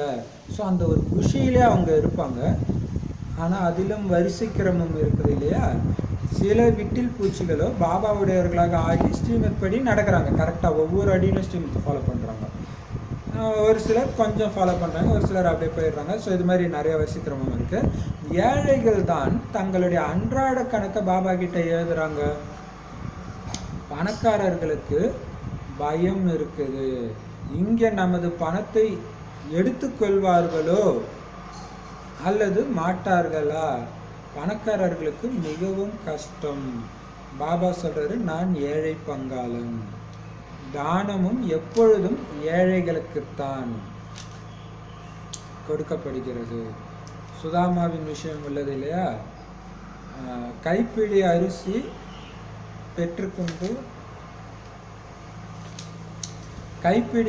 பெற்றுக்கொண்டு அவருக்கு மாளிகை கொடுத்ததாக. நீங்கள் ஏழைகள் யாரிடமாவது 25 ரூபாய் 50 ரூபாய் இருந்துச்சு அப்படின்னா அதுல 20-25 பைசா கொடுப்பாங்க. பணக்காரர்கள் 50,000 கொடுத்தாலும் கூட அது சமமாக ஆகிவிடும். அதனால தான் ஏழை பங்காளன்னு சொல்லப்படுது. இறைவனை ஏழை பங்காளன்னு சொல்றாங்க. பணக்காரர்களும் கூட சொல்றாங்க எங்களுக்கு நேரம் கிடைக்கிறது இல்லைன்னு. ஏன்னா முழு நிச்சயம் கிடையாது. நீங்கள் ஏழைகள். ஏழைகளுக்கு பணம் கிடைத்தால் குஷி ஏற்படுது. பாபா புரிய வச்சிருக்கிறாரு, இங்குள்ள ஏழைகள் அங்க பணக்காரர்களாக ஆகிடுவாங்க, மேலும் இங்குள்ள பணக்காரர்கள் அங்கே ஏழையாக ஆகிடுவாங்க. வந்த பணக்காரங்களை சொல்றேன். வந்த பணக்காரங்களும் இருக்கிறாங்களே, ஃபுல்லா ஃபாலோ பண்ண முடியாது அவங்களால. அது ஏன் ஃபாலோ பண்ண முடியாதுன்னு தான் இப்ப சொல்றாரு. ஏன் ஃபாலோ பண்ண முடியாதுன்னா, ஏழைங்க கரெக்டா கணக்கு, பாபா நான் இன்னைக்கு இப்படி பண்ண, இதை பண்ண, அதை பண்ண எல்லாம் சொல்லுவாங்க, கணக்கு எழுதுவாங்க. பாபா பிரம்ம பாபா சிவ பாபா 2 பேரும் அதை படிப்பாங்க, லெட்டர் எழுதுறாங்கல்ல. ஆனா பணக்காரங்க எழுத மாட்டாங்க. என்னென்ன பாவம் பண்றாங்கன்னு எழுதுனா நம்ம பணத்தை அவங்க வாங்கிக்குவாங்களோ வாங்க மாட்டாங்களோன்னு பயம் வந்துடும். இந்த மாதிரி பாவம் செஞ்ச பணம் எங்களுக்கு தேவையில்லைன்றாங்க, அதனால எழுத மாட்டாங்க. ஸோ பாபா கிட்ட உண்மையா நடந்துக்கலனால என்ன ஆகுது? பதவி குறையுது. அதனால தான் பாபா சொல்றார் பணக்காரர்களுக்கு ரொம்ப கஷ்டம். பாபா சொல்றார் நான் ஏழை பங்காளன். தானமும் எப்பொழுதும் ஏழைங்களுக்கு தான் கொடுப்பாங்க இல்லையா? பணக்காரங்களுக்கு பிச்சை போடுவாங்க இல்லையா? அதனால பாபா சொல்றார் சுதாமாவுடைய விஷயத்துல எப்படி ஒரு கைப்பிடி அவளுக்கு பிரதிபலனாக தங்க மாளிகையை ஸ்ரீகிருஷ்ணர் கொடுக்குற மாதிரி காட்டுறாங்க, இங்கேயும் அப்படிதான். நீங்க ஒரு ஏழைக்கு 25 ரூபாய் இருந்துச்சுன்னா 25 பைசா கொடுப்பாங்க பாபாவுக்கு இல்லையா? அவங்களால அவ்வளவுதான் கொடுக்க முடியும். அதாவது அப்ப இப்ப 25 காசுலாம் கிடையாது இல்லையா? சரி, இப்ப பாபா சொல்றாரு பணக்காரர்கள் 50,000 கொடுத்தா கூட ஏழைங்க கொடுத்த அந்த 20-25 பைசாக்கு சமம் தான் அது. அல்லது ஏழைங்க கொடுத்த 25 பைசா பணக்காரர் கொடுக்க 50,000க்கு சமமா ஆயிடுது. அதனால தான் ஏழை பங்காளன்னு சொல்லப்படுது அப்படின்னு சொல்றாரு. ஏன்னா பணக்காரர்கள் மறைச்சு கொடுக்குறாங்க. இன்னொன்னு, இந்த 25 ரூபாய்க்கு 25 பைசா உள்ள அந்த சதவீதத்தை கம்பேர் பண்ணும்போது பணக்காரர்கள் கொடுக்குறது ரொம்ப கம்மியாக தான் இருக்கும் இல்லையா? அதுதான் பாபா சொல்றாரு. ஏன் பணக்காரர்களை கூப்பிடுங்க, வாங்க வாங்கன்னா வருவாங்க, ஃபங்க்ஷனுக்கு வருவாங்க, கொடியேற்றுற ஃபங்க்ஷனுக்கு வருவாங்க, பாபா மீட்டுக்கு வருவாங்க, டெய்லியும் வருவாங்கன்னா வரமாட்டாங்க. ஏன் வரமாட்டாங்க? எங்களுக்கு நேரம் எங்கெங்க இருக்கு. அதனால தான் பாபா சொல்றாரு முழுசா நிச்சயம் இல்லை, இங்க என்ன பதவி கிடைக்கிறதுக்காக இங்க வந்திருக்கிறோன்ற நிச்சயம் இல்லை இல்லையா? அதனால்தான் அவங்களால வர முடியல. இன்னொன்னு அந்த போதை வர விட மாட்டேங்குது, இந்த பணத்தின் போதை. அங்க மிகப்பெரிய தங்க மாட மாளிகை கிடைக்கிற அந்த போதைய இந்த போதை மறைச்சிடுது, கண்ணை மறைச்சிடுது. ஆனா ஏழைகளுக்கு ஒண்ணுமே இல்லாதனால அந்த போதையில ஈஸியா போயிடுறாங்க.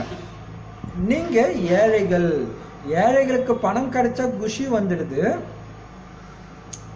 பாபா அதனாலதான் சொல்றாரு, இங்க இருக்கிற ஏழைங்க அங்க பணக்காரர்களாகவும் இங்க உள்ள பணக்காரர்கள் அங்க ஏழையாகவும் ஆகிடுவாங்க.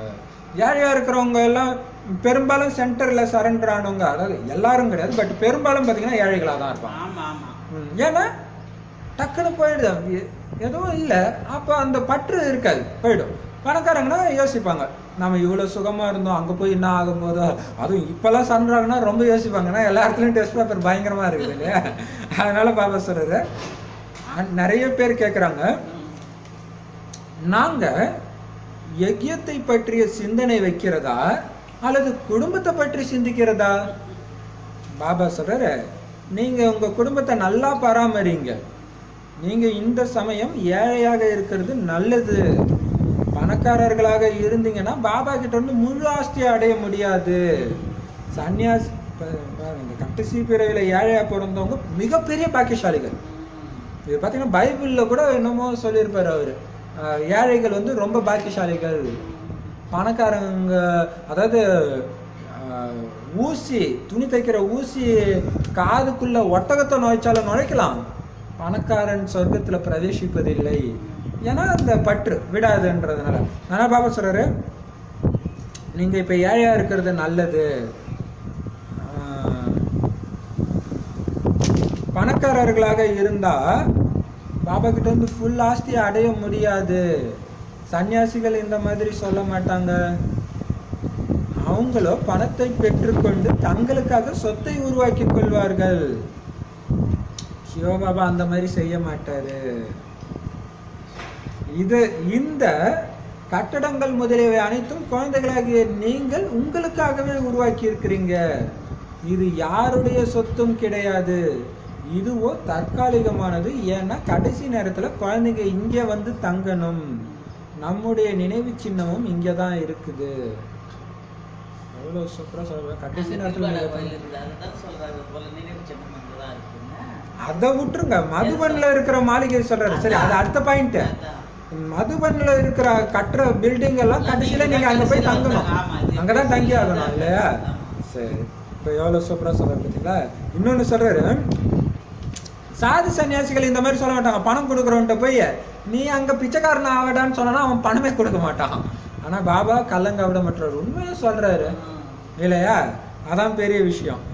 அப்ப இங்கதான் கடவுளுக்கும் மனிதர்களுக்கும் உள்ள வித்தியாசம். அப்படியே சொல்றாரு இல்லையா? சொல்றது கடவுள்ன்றதுனால நம்ம கோபமும் வர பாபா காணது ஆயிடுச்சுன்னா நிச்சய பத்தி இல்லையா?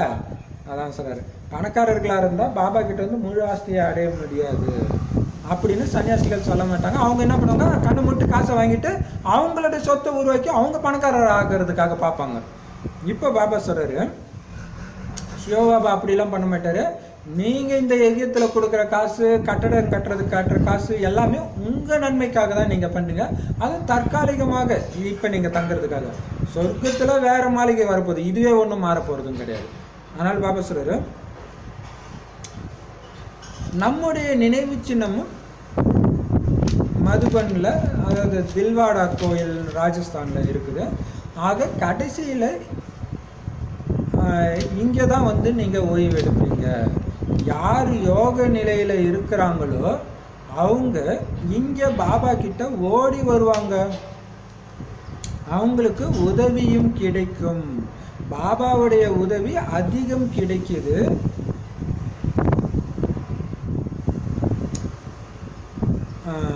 நீங்க இங்க, அதாவது மதுபன்ல உட்கார்ந்தவாறே விநாசத்தை பார்ப்பீர்கள். எப்படி ஆரம்பத்துல பாபா குழந்தைகளாகிய உங்களை மகிழ்வித்தார், மீண்டும் கடைசியில் மகிழ்விப்பது ஆரம்பமாகும். மிகுந்த அன்பு காட்டுவார். எப்படி வைகுண்டத்தில் அமர்ந்துள்ளோம் என்பது போல் மிகவும் நெருக்கத்தில் சென்று கொண்டே கொஞ்ச காலத்திற்கு பிறகு விநாசம் நடைபெறும்.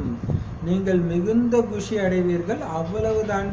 நாம் போய் இளவரசர் ஆக போகிறோம்.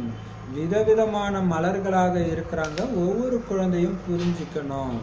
சரி, இது அடுத்த பாயிண்ட். பாபா எவ்வளவு குஷி படுத்துறாரு பார்த்தீங்களா? உங்களுக்காகத்தான் மதுபன்லாம் இந்த பில்டிங்லாம் உருவாகிட்டு இருக்குது. கடைசியில் நீங்கள் இங்கே தான் வந்து ஓய்வு எடுக்க போகிறீங்க. பாபா சொல்கிறார், நல்ல யோக நிலையில் இருக்கிறாங்க. பாபாவை தவிர வேறு எந்த சிந்தனையும் இல்லாதவங்க என்ன பண்ணுவாங்களாம், பாபா கிட்ட ஓடி வந்துடுவாங்களாம். அது ரெண்டு அர்த்தத்தில் எடுத்துக்கலாம். இப்பயே மதுபனில் போய் சரண்டர் ஆகிறதும் எடுத்துக்கலாம். கடைசியில் டக்குன்னு ஃபுல் யோக நிலையில் இருக்காங்க. பாபா சொல்கிற அந்த அசைக்க முடியாத நிச்சய புத்தி இருக்கும். அப்போ பாபாவுடைய குரல் கேட்குது அப்படின்னா டக்குன்னு போயிடுவாங்க. அந்த அளவுக்கு யோக நிலையில் இருக்கிறவங்களுக்கு தான் அந்த நிச்சய புத்தி இருக்கும். ஓடி வந்துடுவாங்க. அப்படி வர்றதுக்கான உதவியும் கிடைக்கும்ன்றார் இல்லையா? தைரியம் வச்சிங்கன்னா உதவி வந்துக்கிட்டே இருக்கும்ன்றார். இதுதான் பெரிய விஷயம். இல்லை, இப்போவுமே நீங்கள் நிறைய பேர் அனுபவம் பண்ணியிருப்பீங்க. மதுபனுக்கு போன வருஷமும் போகலை, காசு இல்லைன்னு இந்த வருஷமும் போகலை அப்படின்னு நினச்சிட்டு இருக்கும்போது நிறைய பேர் சொல்லுவாங்க சென்டரில், நீங்கள் போகணும்னு என்ன வைங்க, பாபா ஹெல்ப் பண்ணுவாருன்ட்டு. பார்த்தா கரெக்டாக அதே மாதிரி ஹெல்ப் பண்ணுவார். ஆச்சரியமாக இருக்கும். அதே மாதிரி தான் கடைசியில் மதுபனுக்கு போகிறதுக்கும் நீங்கள் ஃபுல் பாபா நினைவில் இருந்தீங்கன்னா, பாபா மேலே அந்த அளவுக்கு அசைக்க முடியாத நிச்சயம் குத்தினா, நான் பாபாவை பார்க்கணுன்னு ஓடி போயிடுவீங்க. எப்படி அழைச்சிட்டு போகிறதுன்றது பாபா பார்த்துக்க உதவி கிடைக்கும். இது ரொம்ப ரொம்ப பெரிய முக்கியமான பாயிண்ட் பாபா சொல்கிறாரு. பாபாவுடைய உதவி அதிகம் கிடைக்குது யாருக்கு? யோகத்திலே மூழ்கி இருக்கிற குழந்தைங்களுக்கு. கடைசி நேரத்தில் இந்த ஊர்ல இருந்து வெளிநாட்டில் இருந்தெல்லாம் பாபாவுக்கு வர்றதுக்கு நீங்கள் அந்த யோகத்தில் போகணும்னு முடிவு எடுத்துட்டீங்கன்னா எப்படியாவது அழைச்சிட்டு போயிடுவேன். அதான் பாபா சொல்றதுல, உங்களுடைய புத்தி லைன் கிளியரா இருந்தா தான் பாபா சொல்றது கேட்கும். நீங்க போகணும்னு தோணும். எவ்வளவு பெரிய விஷயம் இல்லையா? சரி, அப்ப பாபா சொல்றாரு, அதான் நானும் யோசிப்பேன். இப்போ சரண்டர் பிரதர் சிஸ்டர்லாம் பார்த்தீங்கன்னா அடிக்கடி மதுபனுக்கு போயிட்டு வருவாங்க, வருஷத்துக்கு 4-5 தடவை. அப்போ அந்த சம்ஸ்காரம் இருக்கும்போது தான் டக்குன்னு எல்லாத்தையும் தூக்கி அழைச்சிட்டு போயிடுவாங்க இல்லையா? இப்போ இங்கே சென்டர் இருக்குது, கீதா பாடசாலை இருக்குது, இவங்க கிளாஸ்லாம் நடத்தாமல் அப்படியே போயிட்டாங்களே அப்படின்னு புலம்பின்னு இருப்பாங்க.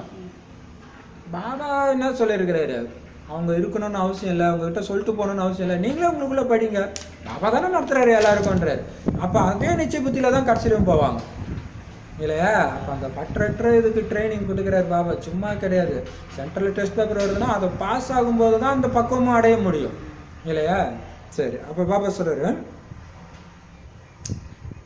கடைசியில் என்ன ஆகும்னா மதுபனில் உட்கார்ந்தபடியே விநாசத்தை பார்ப்பீங்களாம்.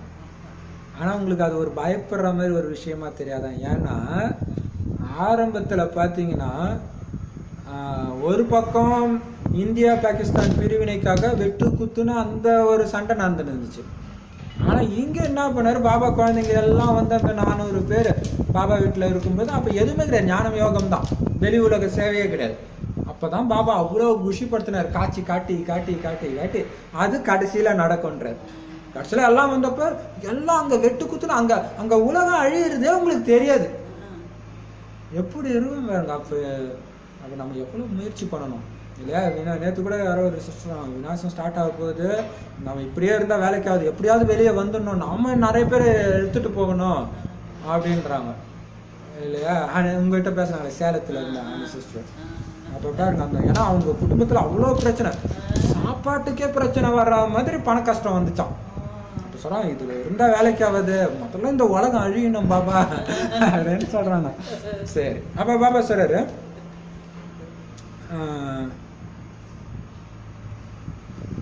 கடைசியிலும் உங்களை இதே மாதிரி குஷிப்படுத்துறது ஆரம்பமாகும். பயங்கர அன்பு காட்டுவாரு. எப்படி வைகுண்டத்துல உட்கார்ந்துட்டு இருக்கிறோம் அப்படிங்கிற மாதிரி அப்படியே அங்க உட்கார்ந்துட்டு இருக்கிற அந்த போதைக்கு கிட்ட உங்களை அழைச்சிட்டு போவாராம். நீங்க நெருக்கத்துல போயிட்டே இருப்பீங்க. நாம நினைவு யாத்திரையில அது ஒரு கனவு மாதிரியா, கனவா மூச்சிட்டு இருக்கிறோமா, அப்படி ஒரு குஷி. நல்ல நல்ல கனவு வந்தா ஒரு நாளைக்கு எப்படி இருக்குது அது மாதிரி உங்களுக்கு அனுபவம் இருக்கா? ஒரு சில சமயம் பார்த்தீங்கன்னா எப்பயாவது தான் அது மாதிரி ஆகும். சொர்க்கம் மாதிரி கனவு வரும், பறக்கிற மாதிரி கனவு வரும், மறுபடியும் கண்ணு மூடும், ஐயோ இந்த கனவு கட்டாகக்கூடாது, அப்போ வேற கனவு வரும், ஆனால் அதுவுமே குஷிப்படுத்துற மாதிரியே இருக்கும். அது மாதிரி அனுபவம் இருக்கா? படுத்துன்னு இருப்போம் இல்லையா? இல்ல வரும் வரும் வரும். சில சமயம் அதுவே கண்டினியூ ஆகும், இல்லை சில சமயம் வேற வரும். அது மாதிரி வரும். அந்த மாதிரி தான் இங்கேயும் ஆகுன்றாரு பாபா. அப்படியே இது கனவா நினைவா நினச்சிக்கிட்டே இருப்பீங்க, அங்கே போய் பிறந்துருவீங்க. இவ்வளோ விஷயம் நடத்த போறாரு கடைசியில். அப்போ இதெல்லாம் இப்போ இந்த ஒரு வாணியை மட்டும் மிஸ் பண்ணியிருந்தாங்கன்னு வச்சுக்கோங்களேன், கடைசி நேரத்தில் அந்த நிச்சய புத்தி இல்லாமல் போயிடும். கூப்பிட்டா ஐயோ இவ்வளோ விஷயம் நம்ம இழக்க போகிறோம். அப்போ பார்க்காம இல்லை பாப்பா எனக்கு இங்கேயோ குடும்பம் இருக்குது, நான் எவ்வளோ இது இருக்குது அப்போ விட்டுருவாங்க நிறைய பேர். இப்போ எவ்வளோ பெரிய விஷயம் இல்லையா இது. ஒரு பாபா குஷியும் படுத்துறாரு, ஒரு விதத்தில் எச்சரிக்கையும் கொடுக்குறாரு. அதுக்கு தான் சொல்றது ஒரு வாணியை கூட மிஸ் பண்ணக்கூடாதுன்றது. மிஸ் பண்ணிட்டா போயிடுச்சு. சரி, ஆனால் பரவாயில்ல. காலையில் மாத்தாஸ் எல்லாம் அந்த ஜுவாலாமுகி குரூப்பில் ரிவைஸ் பண்ணதே நமக்கு ஏற்கனவே இதெல்லாம் அவங்க சொல்லியும் இருக்கிறாங்க. ஸோ அதை கேட்கும்போது இன்னும் ஐயோ நம்ம படிக்கணும், இன்னும் இவ்வளோ விஷயம் இருக்குதானு அந்த குஷியோட வேற படிக்கிறோம். இப்போ பாபா சொல்றாரு நீங்கள் மிகுந்த குஷி அடைவீங்க. பார்த்தீங்கன்னா நீங்கள் நினைவு யாத்திரையில் இருக்கிறோன்னு புரிஞ்சுக்கிறீங்களாம்.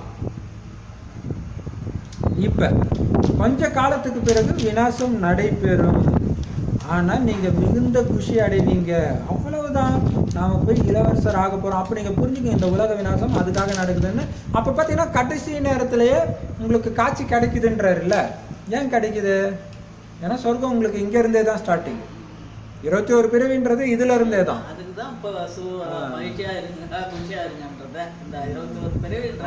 சொர்க்கத்துடைய முதல் பிறவி பார்த்தீங்கன்னா துக்கம் அனுபவிக்கவும் வாய்ப்பு இருக்குது. அப்போ பாபா சொல்றபடி நடந்தீங்கன்னா குஷியை தான் அனுபவிப்பீங்க. இது எவ்வளோ பெரிய விஷயம் இல்லை? ஏன்னா ஒரு பிரதர் கேட்டாரு, ஸ்ரீகிருஷ்ணரே நரகத்துல தானே பிறக்கிறாரு, அந்த அரியணை ஏறும்போது தான் முழு சொர்க்கம், அப்போ அவரு இங்கே தானே பிறக்கிறாரு, ஆனால் இந்த இது இல்லாத ஒரு இதில் இருப்பாருன்னு. ஸோ கொஞ்சம் யோசிக்கிற மாதிரி இருக்குது இல்லையா? அது அவர் ஏன் அதை சொன்னார் தெரியல, அது நமக்கு தேவையில்ல. சரி, இப்போ பாபா சொல்றாரு இப்போ நமக்கு கடைசி பிறவி. ஏன்னா ஸ்ரீகிருஷ்ணருக்குமே கூட சொர்க்கத்துடைய முதல் பிறவி கிடையாது, அது 2வது பிறவி தான். பிரம்மா பாபா தான் முதல் பிறவி சொர்க்கத்தில். 21 பிறவி பிரம்மாவில் இருந்து தானே கணக்கு இல்லையா? சரி, அப்போ பாபா சொல்றாரு அது ஆக்சுவலாக தேவையில்லாததான். ஏன்னா அதை பற்றி நம்ம யோசிக்கக்கூடாதுன்னு தான் பாபா சொல்றாரு இல்லையா? அவர் சரி, இப்போ பாபா சொல்றாரு நாம போய் இளவரசர் ஆக போறோம். அப்போ கடைசி நேரத்தில் உங்களுக்கு காட்சி காட்டுறது எதுக்குன்னா, இந்த சொர்க்கத்துடைய நியமம் என்னன்னா கடைசியில் சரீரம் பிரியும் பொழுது அடுத்த பிறவி என்னன்னு உங்களுக்கு முன்னாடியே காட்சி கிடைக்கும். ஸோ அது இந்த பிறவிலே உங்களுக்கு கிடைக்க ஆரம்பிச்சிருக்கு இல்லையா? நீங்கள் அவ்வளோ குஷி அடைவீங்க. அவ்வளோதான் நம்ம இளவரசர் ஆக போகிறோம் அப்படின்னு புரிஞ்சுக்கிங்க. விதவிதமான மலர்களாக இருக்கிறாங்க. ஒவ்வொரு குழந்தையும் புரிஞ்சுக்கணும், நான் எந்த அளவுக்கு ஞானத்தின் நறுமணத்தை கொடுத்துக்கிட்டு இருக்கிறேன். ஏன்னா எந்த அளவுக்கு கொடுக்குறன்றதை வச்சு தான் நீங்கள் எந்த அளவுக்கு சுகத்தை கொடுக்குறீங்கன்னு தெரியும், அதை வச்சு தான் பதவின்றதும் தெரியும். அதனால் இதை செக் பண்ணிகிட்டே இருங்கன்றாரு. யாருக்காவது ஞானம் மற்றும் யோகத்தின் கல்வி கற்றுத்தரேன்னா டெய்லியும் செக் பண்ணுங்க, செக் பண்ணிகிட்டே இருங்க. இன்றைக்கி நான் யாருக்காவது ஞானம் கொடுத்துருக்குறேன்னா, பாபா குழந்தைய ஆக்கியிருக்கிறேன்னா, யோகத்தை கற்றுக் கொடுத்துட்ருக்குறேன்னா, யார் செய்கிறாங்களோ அவங்க உள்ளுக்குள்ள மகிழ்ச்சி அடைவாங்க. நிஜமாதான். இப்போ நம்ம இதை செஞ்சுக்கிட்டு இந்த வாணியை படித்தோம்னா குஷியாக இருக்கும். பாபா நம்மள தான் சொல்கிறாருன்னு. இன்னொன்று பாபா சொல்கிறத ஃபாலோ பண்ணும்போது குஷி இருக்கும், சொல்லாட்டினாலும் குஷி இருக்கும், சொல்லும்போது இன்னும் குஷியாக இருக்கும். ஆனால் இதெல்லாம் பண்ணலை அப்படின்னா உள்ளுக்குள்ளே உறுத்தலாக இருக்கும். ஐயோ பாபா சொல்லிகிட்டே இருக்காரு, நம்ம பண்ணாமலே இருக்கிறோமே, சேவை பண்ணாமல் இருக்கிறோமே அப்படின்ட்டு. இவங்க எந்த மனநிலையில் இருக்கிறாங்கன்னு பாபா புரிஞ்சுக்குவார். பாபா ஞாயிற்றுக்கிழமை சொன்னாங்க, தாதி கேட்குறாங்க மதுபனில் பாபா மீட்டுக்கு போகும்போது முன்னாடி கிளாஸில் நடக்கும்ல, அப்போ கேட்குறாங்க நாள் ஃபுல்லாக குஷியாக இருந்தீங்களா? அப்போ பாப்தா தான் அங்கே உட்காந்து கேட்குறாங்க. பாபா சொல்கிறாரு, நான் கேட்டேன், குழந்தைங்க என்னதான் பதில் சொல்கிறாங்க பார்ப்போன்ட்டு. குழந்தைங்க ரொம்ப புத்திசாலி, இதுக்கும் கையை தூக்க மாட்டாங்க, அதுக்கும் கையை தூக்க மாட்டாங்க, பண்ணனும் கையை தூக்க மாட்டாங்க, பண்ணலன்னு கையை தூக்க மாட்டாங்கன்னு சொன்னார் இல்லையா? அப்போ இந்த மாதிரி டைம் இந்த வாணி படிக்கும்போது குழந்தையுடைய மனநிலை எப்படி இருக்கிறாங்கன்னு பாபா புரிஞ்சுக்குவார். கரெக்டு தானே? பார்த்தீங்கன்னா நல்ல போதை எப்போ இருக்குன்னா, ஸ்ரீமத்தை மீறாமல் இருந்து நீங்கள் வாணியை படிச்சிங்கன்னா குஷியாக இருக்கும். அந்த ஸ்ரீமத்தை மீறிட்டு நீங்கள் படிச்சிங்கன்னா நமக்கு நல்லா தெரியும் அந்த குஷி இருக்காது.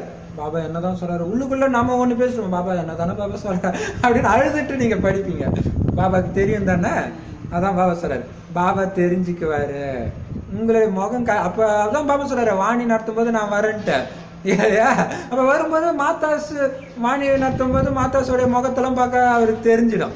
இந்த பாயிண்ட் சொல்லும்போது ஏன் இவங்களுக்கு சோர்வா வருது, ஏன் குஷி இல்லை இல்லையா? இப்போ பாபா சொல்றாரு இவங்க எந்த நிலையில இருக்கிறாங்கன்னு பாபா புரிஞ்சுக்குவாரு. இவங்களுடைய நிலைப்பாடு எதுவரை தாவி முன்னேற வைக்கும். யார் விட்டில் பூச்சியாக ஆகி இருக்கிறாங்களோ அவங்கள தாவி முன்னே செல்ல வைக்கும். பாபா புரியவில்ல, அப்படியே பாபா சொல்றதை கேட்கறவங்க தான் அப்படி தாவி ஹை ஜம்ப் எகிரி முன்னேறி போவாங்கன்றாரு. பாபா புரிய வைக்கிறாரு, மாயாவுடைய புயல்களோ நிறைய வரும், அதுல இருந்து உங்களை நீங்க பாதுகாத்துக்கணும். இப்ப இந்த ராஜயோகத்தை பரமபிதா பரமாத்மா வந்து கத்து கொடுக்கிறாரு இல்ல, நிறைய வரும் தான் சொல்றாரு. மகாரதிகளுக்கு தான் வரும். இப்ப நிறைய பேர் சொல்றாங்களா, ஏன் சென்டர்ல அப்படி இருக்கிறாங்க மகாரதிகள், அவங்களுக்கு அப்படிதான் வரும். நீங்க ஏன் அதை பாக்குறீங்க? உங்களை பார்க்க சொன்னா அவங்கள ஏன் பார்த்துட்டு இருக்கிறீங்க? பாபா தானே பார்க்க சொன்னாரு இல்லையா? அதான் பாபா சொல்றாங்க. அப்ப நாம என்ன, சக்தியை மட்டும் கொடுங்க. பாவம் அந்த ஆத்மாக்கு டெஸ்ட் பேப்பர் இருந்தா சக்தியை கொடுங்க. மற்றபடி அவங்களே இப்படி இருக்கிறாங்க அப்புறம் எப்படி அப்படி பேசக்கூடாது இல்லையா? பாபா சொல்ற மாயாவின் புயல்கள் நிறைய வரும் தான் சொல்றாரு, வரலன்னா சொல்றாரு. ஆனா உங்களை நீங்க பாதுகாத்துக்கணும்.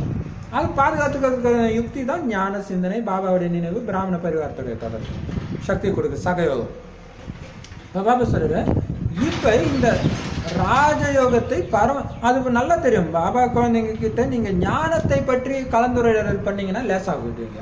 அதான் பாபா சொல்ற, ஞான ரத்தினங்கள் மட்டும்தான் உங்ககிட்ட வரணும். சரி, பாபா பிராமண பரிவாரத்தோட தொடர்பு வச்சுக்கணும். உங்க சொந்த கதை சோக கதையில அவங்க கிட்ட சொன்னீங்கன்னு வச்சுங்க, அந்த அர்த்தத்துல பாபா சொல்லல. ஞான ரத்தினத்தை நீங்க போதையில பேசும்போது அவங்களுக்கு அது குஷி வரும். மற்ற வீண் விஷயம் இவங்க எப்படி இருக்கிறாங்க அப்படி இருக்கிறாங்கன்னு சொல்லி இருந்தீங்கன்னா அவங்களே நீங்க கேட்டுக்கிறீங்க, அது ஸ்ரீமத்தும் கிடையாது இல்லையா? இப்ப பாபா சொல்ற உங்களை நீங்க பாதுகாத்துக்கணும். இப்ப இந்த ராஜயோகத்தை பரமபிதா பரமாத்மா வந்து கத்து கொடுக்கிறாரு. பரமாத்மா அப்ப நம்ம ஒரு தடவை விழுந்துட்டோம்னா அன்னைக்கு செக் பண்ணணும் எதனால விழுந்தோம். இது வந்து ரொம்ப ரொம்ப முக்கியமான விஷயம். ஒரு தடவை விழுந்தோம்னா செக் பண்ணணும். எப்படி நம்ம விழுந்திருப்போம் தெரியுமா? நல்லா தான் யோகத்துல இருந்திருப்போம். ஏதோ ஒரு சின்ன சம்பவம் உங்களை யோகத்துல இருந்து ஸ்லைட்டா விழ வைக்கும். கொஞ்சம் மனசு சஞ்சலமாகிற மாதிரி யாராவது பேசியிருப்பாங்க, ஏதாவது பார்த்துருப்பீங்க, ஏதோ ஒன்று ஆயிருக்கும். அப்பவே விழுறதுக்கான ஸ்டார்டிங் ஆயிடுச்சு. ஏன்னா சொல்லுவாங்களே, பெரிய பெரிய பலவான் ஒரு சின்ன புல்லு தடிக்க ஊந்தான்னுவாங்க இல்லையா? அந்த மாதிரி அந்த சின்ன இதுல நீங்க என்ன பண்ணா டக்குன்னு பாபா கிட்ட போய் உட்காந்துடும். சரி, விழுந்துட்டேன்னு உங்களுக்கு தெரியும், ஸ்லைட்டா மனசு சஞ்சலம் வந்து, சரி நான் அப்படியே இது பண்ணிக்கிறேன் அப்படின்ட்டு மற்ற விஷயங்களுக்கு போக போக அப்படியே விழ வச்சிடும். என்ன பண்ண, அப்ப நீங்க இதையே மத்தவங்க கிட்ட சொன்னீங்கன்னா இன்னும் விழுந்து தான் இருப்பீங்க. பாபா கிட்ட ஓடிடணும், ஸ்ட்ரக்குன்னு போய் மீண்டும் அந்த மனநிலை வரணும். அல்லது வாணியை படிக்கணும், அல்லது வாணியை கேட்கணும், ஏதோ ஒண்ணு பண்ணி மீண்டும் மனநிலை வந்ததுக்கு அப்புறம் தான் மற்ற வேலையை ஆரம்பிக்கணும். அதுதான் உங்களை பாதுகாத்துக்கிறது. இல்லைன்னா மாட்டிக்கும் இல்லையா? ஒரு விஷயம் இருந்தா, ஒரு துளி விஷயம் இருந்தாலே போதுமே. இப்ப பாபா சொல்றாரு, இந்த ராஜயோகத்தை பரமபிதா பரமாத்மா வந்து கத்து கொடுக்கிறாரு. பரமாத்மா வந்து ஆத்மாக்களுக்கு புரிய வைக்கிறார். ஆத்மாவுக்கு ஞானம் இருக்குது. என்ன ஞானம் இருக்குது? நான் ஆத்மா, என்னுடைய இந்த சகோதர ஆத்மாவுக்கு புரிய வைக்கிறேன். அப்ப ஞானம் நிறைந்த தன்மைன்றதுன்னு இதுதான். நான் ஆத்மா இந்த ஆத்மா கிட்ட பேசுறேன். இந்த ஆத்மா பேசுது, சிரிக்குது, இந்த நடிப்பை நடிக்குது, கோபப்பட்டா நாடகத்தை நடிக்குது. ஸோ அப்போ நீங்க பதற மாட்டீங்க இல்லையா? ஸோ அப்படி இருக்குது. ஸோ அந்த ஞானம் ஆத்மாவுக்குள்ள இப்போ இருக்குது. அது தாரணைக்கு வரல. எல்லா பாபா குழந்தைங்களுக்கும் இது புரியுது. ஆனால் அந்த நேரத்துக்கு அது ஞாபகம் வரல. அதுக்கு தான் திரும்ப திரும்ப சொல்லி சொல்லி ப்ராக்டிஸ் பண்ணணுன்றது. அதுதான் நானுமே கூட ஆரம்பத்தில் ஒரு சிஸ்டரும் சொன்னாங்க, எனக்குமே ஆரம்பத்தில் அப்படிதான் இருந்துச்சு. நான் இது அங்கே ஓம் நமச்சா சொன்னீங்க, இங்கே நான் மாஸ்டர் சர்வசக்திவான் சொல்றீங்க, இது மந்திரம் ஜபிக்கிற மாதிரி இருக்குது. இப்போ நம்ம மாஸ்டர் சர்வசக்திவான் சொல்லலை, ஆனால் நான் பாபா கிட்ட இருந்து தூய்மையின் அதிர்வலைகளை பரவ செய்கிறேன். இதுல ஒன்னொன்னுத்துக்கும் உங்களுக்கு அர்த்தம் தெரியுது, அனுபவபூர்வமாக பரவ வைக்கிறீங்க. அதை திரும்ப திரும்ப சொல்ல சொல்ல நீங்க என்ன பண்ணுங்கன்னா மாஸ்டர் சர்வசக்திவான் ரூபத்துல இருக்கிறீங்க, சொரூபத்துல இருக்கிறீங்க இல்ல? அது தூய்மைனா என்னது? சக்தி. சக்தியை கொடுக்குறீங்க. யார் கொடுக்க முடியும்? சர்வசக்திவானால தான் கொடுக்க முடியும். ஸோ அப்படி இருக்கிறீங்க. ஸோ இதை எளிமைப்படுத்தி பண்றோம். ஸோ இதை தயவு செய்து எல்லாரும் ஃபாலோ பண்ணுங்க. இது ஒரு அப்படி சொல்றாங்க, இது ஒரு மந்திரம் மாதிரி இருக்குது, கிடையாது. அதை பண்ணாதான் உங்களுக்கு தெரியும் அந்த டிஃபரன்ஸ் இல்லையா? அப்ப பாபா சொல்றாரு, அப்ப அதை பண்ண வைக்காம வர்றது மாயா, நம்மளுடைய அந்த குணம் இல்லையா? அதை உடைக்கணும். உடைச்சுதான் நம்ம பண்ணணும், முயற்சி பண்ணணும். சரி, இப்ப பாபா சொல்றாரு, சகோதர ஆத்மாவுக்கு புரிய வைக்கிற நான் ஆத்மா. எப்படி பரமாத்மா தந்தை ஆத்மாக்களாகிய நமக்கு புரிய வைக்கிறாரோ அந்த மாதிரி நானும் புரிய வைக்கிறான். பாபாவுக்கு நல்லா தெரியும் அவர் ஆத்மான்னு. அவருக்கு வந்து அந்த உடல் உணர்வே இருக்காது. இந்த பிரம்மான் தான் சொன்னார், என் உடம்புன்னு எனக்காவது சொல்லியிருக்கிறாரா? அவருக்கு தெரியுது அந்த உடம்புக்குள்ளதான் இருக்கிறாரு. இந்த பிரம்மா கேட்கிறாரு, இந்த பிரம்மா கேட்கிறாரு, அவர் உடம்புல இருந்துட்டே சொல்றாரு இல்லையா? ஆனா அந்த மாதிரி நீங்களும் அதே மாதிரி நம்மளையும் எங்க பாக்குறாரு? ஆத்மா பாக்குறாரு. அவர் யாரோ அதே மாதிரி தான் நம்மளை பார்ப்பாரு. சொல்லுவாங்களே, திருடனுக்கு எல்லாம் திருடன் மாதிரி தான் தெரியுவான்ட்டு. அப்ப ஆத்மாவுக்கு எல்லாம் ஆத்மாவை தான் தெரியும். அப்ப நீங்க ஆத்ம உணர்வுல இல்லைன்னு அர்த்தம் மற்றவங்க தேகத்தை பார்த்தீங்க குறைய பாக்குறீங்களா இல்ல? அதுக்குதான் இந்த பயிற்சி. மற்றவங்களுடைய நிறைய நீங்க பேசிட்டே இருங்க. நான் ஆத்மா, அந்த ஆத்மா பார்க்கணும், அந்த ஆத்மாவுடைய நல்ல குணங்களை வர்ணனை பண்ணிக்கிட்டே இருக்கு. சரி, இப்ப பாபா சொல்றாரு, நாமும் ஆத்மாக்கள்.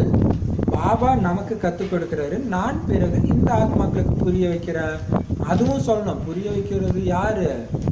பாபாவுடைய ஞானத்தை நான் கருவியா இருந்து புரிய வைக்கிறேன். அதுவும் ஞாபகம் இல்லைன்னா அகங்காரம் வந்துடும் இல்லையா? ஆனால் இந்த ஆத்மா என்ற தன்மையின் நிச்சயம் இல்லாததுனால தான் தன்னை மனிதர்னு புரிஞ்சுக்கிட்டு மனிதர்களுக்கு தான் புரிய வைக்கிறாங்க. அதனாலதான் சேவையின் பலன் கிடைக்கல. இது நல்ல அனுபவம் ஆகுமா? என்ன அப்படின்னா, நாம ஒரு ஞானத்தை சொல்லுவோம். ஒரு மாதாஜி எனக்கு இதை நல்லா புரிய வச்சாங்க. அந்த மாதாஜிக்கு காதே கேட்காது. அப்படியே காதுக்குள்ள போய் கத்தி சொன்னாதான் ஏதோ கொஞ்சம் கேட்கும். அந்த மாதிரி மாதாஜி எல்லாரோடையும் உட்காந்துட்டு இருக்கும்போது நான் கிளாஸ் எடுத்தா அவங்களுக்கு எங்க கேட்கும்? கேட்க வாய்ப்பே கிடையாது. முடிச்சுட்டு வரும்போது சொல்லுவாங்க, இன்னைக்கு பாபா இதை சொன்னாருன்னுவாங்க. இதை எப்ப சொன்னாரு பாபா அப்படின்னு. உனக்கு கேட்காதுன்னா பாத்தீங்களா? அப்ப பாபா வேற டச் பண்ணி சொல்றாரு. இப்ப நம்ம ஞானமே பாத்தீங்கன்னா கேட்கும்போது ஒவ்வொருத்தருக்கு வெவ்வேறு இது இருக்கும். அப்ப அவங்க கூட நெருங்கி பழகும் போதுதான் நமக்கு தெரியுது. அது இது நமக்கு பெருசா தெரியலையே, ஆனா நாம தான் படிச்சிருக்கோம். நம்ம வாய் வழியா தான் போகுது பாபாவுடைய ஞானம். ஆனா அது நமக்கு பெருசா தெரிஞ்சிருக்காது. ஆனா அவங்களுக்கு டச் ஆகுது. அப்ப பாபா அவங்களுக்கு ஏதோ பண்ணிட்டு இருக்கிறாரு. அப்ப நமக்கு எதுக்கு அகங்காரம்? பண்றது பாபா தான் இல்லையா? அது நல்லாவே தெரியுது, கருவி. சரி, அப்ப பாபா சொல்றாரு, நான் பரமாத்மா. அதே மாதிரி மாத்தாஸ் இன்னைக்கு வந்து ரிவிஷன் பண்ணும்போது நான் ஆச்சரியமா கேட்டேன், இவங்க நம்மளை விட நல்லா புரிய வைக்கிறாங்களே, இவங்க எதுக்கு நம்மளுடைய வீடியோ பாக்குறாங்கன்னு தான் எனக்கு தோணுது. அப்ப பாபா ஏதோ ஒண்ணு அவங்களுக்கு ஏதோ அதுல புரிய வச்சுட்டு இருக்கிறாங்க. அதான் உண்மை இல்லையா? சரி, அப்ப பாபா சொல்றாரு, நான் பரமாத்மா, ஆத்மாக்களாகிய உங்களோடு உரையாடுகிறேன் அப்படின்னு தான் பாபாவுக்கு தெரியுது. நானும் ஒரு ஆத்மா, நீங்களும் ஒரு ஆத்மா, உங்களுக்கு புரிய வைக்கிறேன். ஆனா நீங்க என்ன பண்ணிடுறீங்க? நான் மனுஷன், இந்த மனுஷனுக்கு புரிய வைக்கிறேன். அப்பதான் என்ன ஆயிடுது? Senior junior. நீ எவ்வளவு நான் ஞானத்துல இருந்தா எனக்கு அட்வைஸ் பண்ற? பாபாவுக்கே அந்த அகங்காரம் இல்ல. பாபாவே ஒரு சில வானிலை என்ன சொல்றாரு, என்னை விட குழந்தைங்க நீங்க புத்திசாலி ஆயிட்டீங்கன்றது ஞானக்கடலே சொல்றாரு. ஆனா நமக்கு அந்த அகங்காரம் வந்துருது. ஏன்? மனுஷனுக்கு புரிய வைக்கிறதுன்னு நினைக்கிறதுனால அப்படி வந்துடுது அப்படின்றது. அப்ப பாபா சொல்றாரு, இது வந்து நிறைய சென்டர்ல நான் நிறைய பேர்கிட்ட கேள்விப்பட்டிருக்கிறேன். பாபா குழந்தைங்க என்னன்னா புதுசா வருவாங்க, பயங்கர ஆர்வம் இருக்கும் அவங்களுக்கு. ஒரு 6 மாசம் 1 வருஷம் அந்த மாதிரி ஆயிடுவாங்க. ஆனதுக்கப்புறம் நல்ல போதை இருக்குதா, அவங்க பாபா சொல்ற அந்த வாணியை வச்சு அவங்க யோகா பண்ணுவாங்க. ஜென்ரலா சென்டர்ல என்ன சொல்லுவாங்க, அப்படியே முதல்ல நான் மாத்தாச்சிட்டு கேட்டேன், எப்படி மாத்தாச்சி யோகா பண்றது? அதுக்கு அவங்க என்ன சொல்லுவாங்க, இப்படிதான் பிரதர், நான் ஆத்மா சந்திர மண்டலங்களை கடந்து போயிட்டே இருக்கிறேன். நான் அப்படியே அவங்களே பார்த்துருக்கேன், இவங்க எப்படா முடிப்பாங்கன்ட்டு. அவங்க பாட்டுக்கு சுத்துன்னு சொன்னாங்க. இப்படி சொன்னா என்ன புரியும் இல்லையா? ஏன்னா அவங்களுக்கு என்ன நடத்துறாங்களோ அதை புரிய வச்சுன்னு இருக்கிறாங்க. ஆனா புதுசா வரவங்க இந்த பாபா சொல்றதை வச்சு பண்ணி இது ஈஸியா இருக்குது இப்படின்ட்டு புரிய வைக்கிறாங்கன்னா டக்குன்னு புரியும் புது ஆத்மாக்களுக்கு. ஆனா அப்படி புரிய வைக்கும்போது பெரிய சிஸ்டரோ யாரோ பார்த்துடுறாங்க. பார்த்துட்டு அவங்கள மிரட்டுறாங்க, உன்னை யாரு புது ஆத்மாவுக்கு ஞானம் கொடுக்க சொன்னது? நீ என்கிட்ட எல்லாம் அனுப்பணும் அப்படின்னு எல்லா சென்டர்லயும் இது நடக்குது. ஆனா நாம கொடுத்து வச்சவங்க நம்ம சென்டர்ல இந்த பிரச்சனையே கிடையாது. நம்ம சென்டர்ல இப்படிலாம் யாருமே சொல்றது கிடையாது இல்லையா? அப்பதான் நமக்கு தெரியுது, ஐயோ நம்ம சென்டர்ல இதெல்லாம் கிடையாது, எவ்வளவு கொடுத்து வச்சவங்கன்னு. அப்ப பாருங்க, இப்ப எவ்வளவு பெரிய இது. பாபா ஞானத்தை மத்தவங்க சொல்லக்கூடாதுன்னு சொல்றதுக்கு யாருக்கு உரிமை இருக்கு? பாபா சொல்ல நீ எங்க வேணாலும் போய் ஞானத்தை கேட்கலான்னு சொல்றாரு. ஆனா இப்படி எல்லாம் நடக்குது இல்லையா? காரணம் மனிதன் நினைக்கிறதுனால தானே நான் சீனியர்னு வருது. நான் நிமித்தமானவன்றது தவறா புரிஞ்சுக்கிறாங்க. நான் நிமித்தமானவன் என்கிட்ட தானே அவங்க கேட்கணும். அப்படி அதுக்கு பேர் நிமித்தமே கிடையாது இல்லையா? பாருங்க, அப்ப பாபா சொல்றாரு, மனிதர்கள்னு நினைச்சு புரிய வைக்கிறீங்க, அதனாலதான் அவங்களுக்கு புரிய மாட்டேங்குது. நான் பரமாத்மா, ஆத்மாக்களாகிய உங்ககிட்ட உரையாடுகிறேன். நீங்க ஆத்மாவுக்கு தான் இந்த ஞானத்தை சொல்றீங்க. அப்ப நான் எப்படி ஆத்மாவுக்கு சொல்றேனோ அதே மாதிரிதான் நீங்களும் சொல்றீங்க. இப்ப ஒவ்வொரு வினாடியும் நான் பாபாவுக்கு சமமா சொல்றேனா அப்படின்னா அர்த்தம், பாபா எந்த மனநிலையில இருந்து சொல்றாரோ அதே மனநிலையில நான் சொல்றேனா? இந்த மாதிரி நீங்க ஆத்மாபிமானி ஆகி யார்கிட்டயாவது சொன்னீங்கன்னா உடனே அவங்களுக்கு புரியும்ன்ற. அப்ப அவங்களுக்கு புரியலன்னா என்ன அர்த்தம்? தேக உணர்வுல புரியுறீங்க. இப்ப எவ்வளவு பெரிய விஷயம் இல்லையா? தானே ஆத்மா அபிமானியாக இருக்க முடியலன்னா மற்றவங்களை நீங்க எப்படி தாரணை செய்ய வைக்க முடியும்? எவ்வளவு பெரிய விஷயம் இல்லையா? சூப்பரானது இது. உங்களுக்கே ஆத்மாபிமான நிலை இல்லை, ஆத்மானு புரிஞ்சுக்கணும், அவங்களுக்கு எப்படி புரியும் அப்படின்னு சொல்றாங்க. அதுதான் யோகா. அதுதான் ஒரு சிஸ்டர் சொன்னாங்க, அவங்க பேர் சொல்லாம சொல்றேன். அவங்க என்ன சொன்னாங்க அப்படின்னா, நிறைய பேர் சீனியர்கள் நாங்க வந்த புதுசுல நான் இவ்வளவு நேரம் யோகா பண்றேன் இவ்வளவு நேரம் யோகா பண்றேன்னுவாங்க. ஆனா அவங்களுடைய தாரணையை பார்த்தா அப்படி தெரியல பிரதர். அதனால அவங்களுக்கு என்ன ஆயிடுச்சுன்னா யோகா மேல நம்பிக்கை இல்லாம போயிடுச்சு. ஞானத்துலதான் எல்லாம் இருக்குதுன்ட்டு இப்ப வரையுமே அவங்க அப்படிதான் இருக்கிறாங்க. ஆனா உண்மையில அவங்க யோகத்துல இல்ல, யோகத்துல இருக்கிறேன்னு சொன்னாங்க. ஆனா எந்த யோகத்துல இருந்தாங்க, எப்படி இருந்தாங்கன்னு எப்படி தெரியும்? இன்னொன்னு என்னன்னா, யோகத்துல கண்டினியூஸா இருந்துகிட்டே இருக்கணும். சும்மா அமிர்த வேலை மட்டும் பக்காவா பண்ணிட்டு விட்டாலும் மாய பயங்கரமா ஆயிடுச்சு, அசுர குணங்கள் வரும் தானே சொல்றாரு. அதுதான். அப்ப அவங்களுக்கு அந்த யோகா இப்ப நான் சொன்னாலுமே அவங்களுக்கு அது நம்பிக்கை வர மாட்டேங்குது. 10 நிமிஷமா 10 நிமிஷம் ரொம்ப கம்மியா, 10 நிமிஷமா இவரு நினைக்க சொல்றாரு. இப்ப 10 நிமிஷம் அவங்களுக்கு பெருசா தெரியுது. ஆனா நல்ல ஆத்மா, ரொம்ப வருஷம் இருக்கிற ஆத்மா தான். ஆனா அவங்க இப்படி உல்டாவா புரிஞ்சுக்கிட்டதுனால ஆயிட்டாங்க. அப்ப தாரணை சரியா இல்லைன்னாலே அவங்க ஆத்மாபிமான நிலையில இல்ல, யோகத்துல இல்லைன்னு புரிஞ்சுக்கிறதுக்கு பதிலாக அவங்க என்ன பண்ணிட்டாங்க, யோகா பண்ணி உங்களுக்கு தாரணை சரியில்லை அதனால யோகா தேவையில்லை அப்படி புரிஞ்சுட்டாங்க. ரொம்ப கஷ்டமா இருந்துச்சு நிஜமாலே அவங்க சொல்றதை கேட்கும்போது. ஆனா நல்ல ஆத்மா அவங்க. சரி, இப்ப பாபா சொல்றாரு, இது மிக உயர்ந்த குறிக்கோள். எது மிக உயர்ந்த குறிக்கோள்? ஆத்மாபிமானம் ஆகிறது தான் உயர்ந்த குறிக்கோள் இல்லையா? புத்தியில இது இருக்கணும். எது இருக்கணும்? நாம இந்த உறுப்புகள் மூலமாக கேட்கிறோம். ஆத்மாக்களாகிய நம்மோடு பேசுவதாக பாபா சொல்றாரு. பாபாவுடைய கட்டளை அசரீரி ஆகுங்கள், தேக அபிமானத்தை விட்டுடுங்க, என்ன நினைவு செய்யுங்க. இது புத்தியில வரணும். இந்த 24 தடவை பண்றதே அசரீரி பயிற்சி தான். கூடவே உடல்ல இருக்கும்போது ஆத்ம உணர்வுல இருந்து பேசும்போது அப்படியும் பேசுங்கன்ற. நாம அந்த 2 உலகத்திலே இருக்கணும்ன்றோம். கூடவே இதையும் பண்ணுங்கன்ற. இதையும் பாபா தான் சொன்னார், இதையும் பாபா தான் சொல்றாரு இல்லையா? 2 பயிற்சியும் சேர்த்து தான் பேலன்ஸ் பண்ணி இன்னைக்கு ஹோம் இருக்கு. தேக அபிமானத்தை விட்டுடுங்க, என்னை நினைவு செய்யுங்க இப்படின்னு பாபா சொல்றாரு. தேகன்ற உணர்வை விட்டுட்டு பாபா நினைவு செய்யணும், ஆத்மா கிட்ட பேசிட்டு இருக்கான். அந்த தேகன்ற உலகத்திலே நான் இல்லை. பாபா சொல்றாரு, அந்த பக்காவா அந்த கர்மதித்த நிலையை நோக்கி போற குழந்தைங்களுடைய நிலை எப்படி இருக்கும், அந்த கடைசி நிலை ஈக்குவலா இருக்கிற குழந்தைங்களோட நிலை என்னன்னா, இங்க இருந்துட்டு பரந்தாமத்தையே இங்க பாக்குற மாதிரி அவங்களுக்கு இருக்குமா? அப்படின்னா என்ன அர்த்தம்? பரந்தாமத்துல வெறும் ஆத்மா தானே இருக்கும், வெறும் ஆத்மாவை தான் பார்த்துட்டு இருக்கிறாங்க. எவ்வளவு சூப்பரானது இல்லையா? பாபா சொல்றாரு, உங்களுக்கு ஒரு வினாடி இதுதான் உங்க புத்தியில வரணும். என்னது? நான் ஆத்மா கிட்ட பேசுறேன், சரீரத்துக்கிட்ட கிடையாது. பெண்ணா இருந்தாலும் அவருடைய ஆத்மா கிட்ட தான் நான் பேசிட்டு இருக்கிறேன். ஆனா இருந்தாலும் ஆத்மா கிட்ட தான் பேசிட்டு இருக்கேன். பணக்காரனாகட்டும் குழந்தையாகட்டும் ஆத்மா கிட்ட பேசிட்டு இருக்கிறேன். குழந்தைகள் நீங்க நாம பாபாவுடையவர்களாக ஆகிட்டோன்னு புரிஞ்சுக்கிட்டீங்க. ஆனால் அப்படி கிடையாது. பிரம்மகுமாரி சென்டருக்கு வந்தாலும் நீங்க ஒண்ணும் பாபா குழந்தை கிடையாது. இதுல மிக சூக்ஷ்மமாக புத்தி போகுது. நான் ஆத்மா, இவர் ஆத்மாவுக்கு புரிய வைக்கிறேன். இவரு ஆத்மாவாகிய என்னுடைய சகோதரர், இவருக்கு வழி சொல்லணும். ஆத்மா புரிஞ்சுக்குது. அந்த மாதிரி அதாவது இவருக்கு நான் வழி சொல்லணும், அவருடைய ஆத்மா இப்ப புரிஞ்சுக்கிட்டு இருக்குது. அப்படி புரிஞ்சுக்கோங்க, அப்பதான் புத்தியில பதியும். அப்ப உள்ளுக்குள்ள நீங்க வேற பயிற்சியில இருந்துகிட்டே இருக்கணும் இல்லையா? இது உடனடியாக பெரும்பாலான பேருக்கு இது பண்ணியே இருக்க மாட்டாங்க. நானுமே யோசிக்கிறேன், இந்த மேல இதுக்கு போயிட்டோம், ஆனா ஆத்ம பயிற்சி சொல்லாம அதுக்குள்ளேயே இந்த ஸ்டேஜுக்கு போயிட்டுமே. முன்னாடியே இதை பண்ணியிருக்கலாமா அப்படின்ட்டு. ஆனால் அதுவும் நல்லா தான் இருக்குது. அப்படி இல்லைன்னா இதில் இருந்தும் ஆரம்பிக்கணும். சரி, இப்போ பாபா சொல்கிறாரு, ஏன்னா இது கண்டினியூஸாக இருக்கணும். அப்போ சூக்ஷ்மமாக இருக்குது. சும்மா நான் பாபா குழந்தைன்றது இல்லை. நான் பாபா குழந்தை. எது பாபா குழந்தை? ஆத்மா பாபா குழந்தை.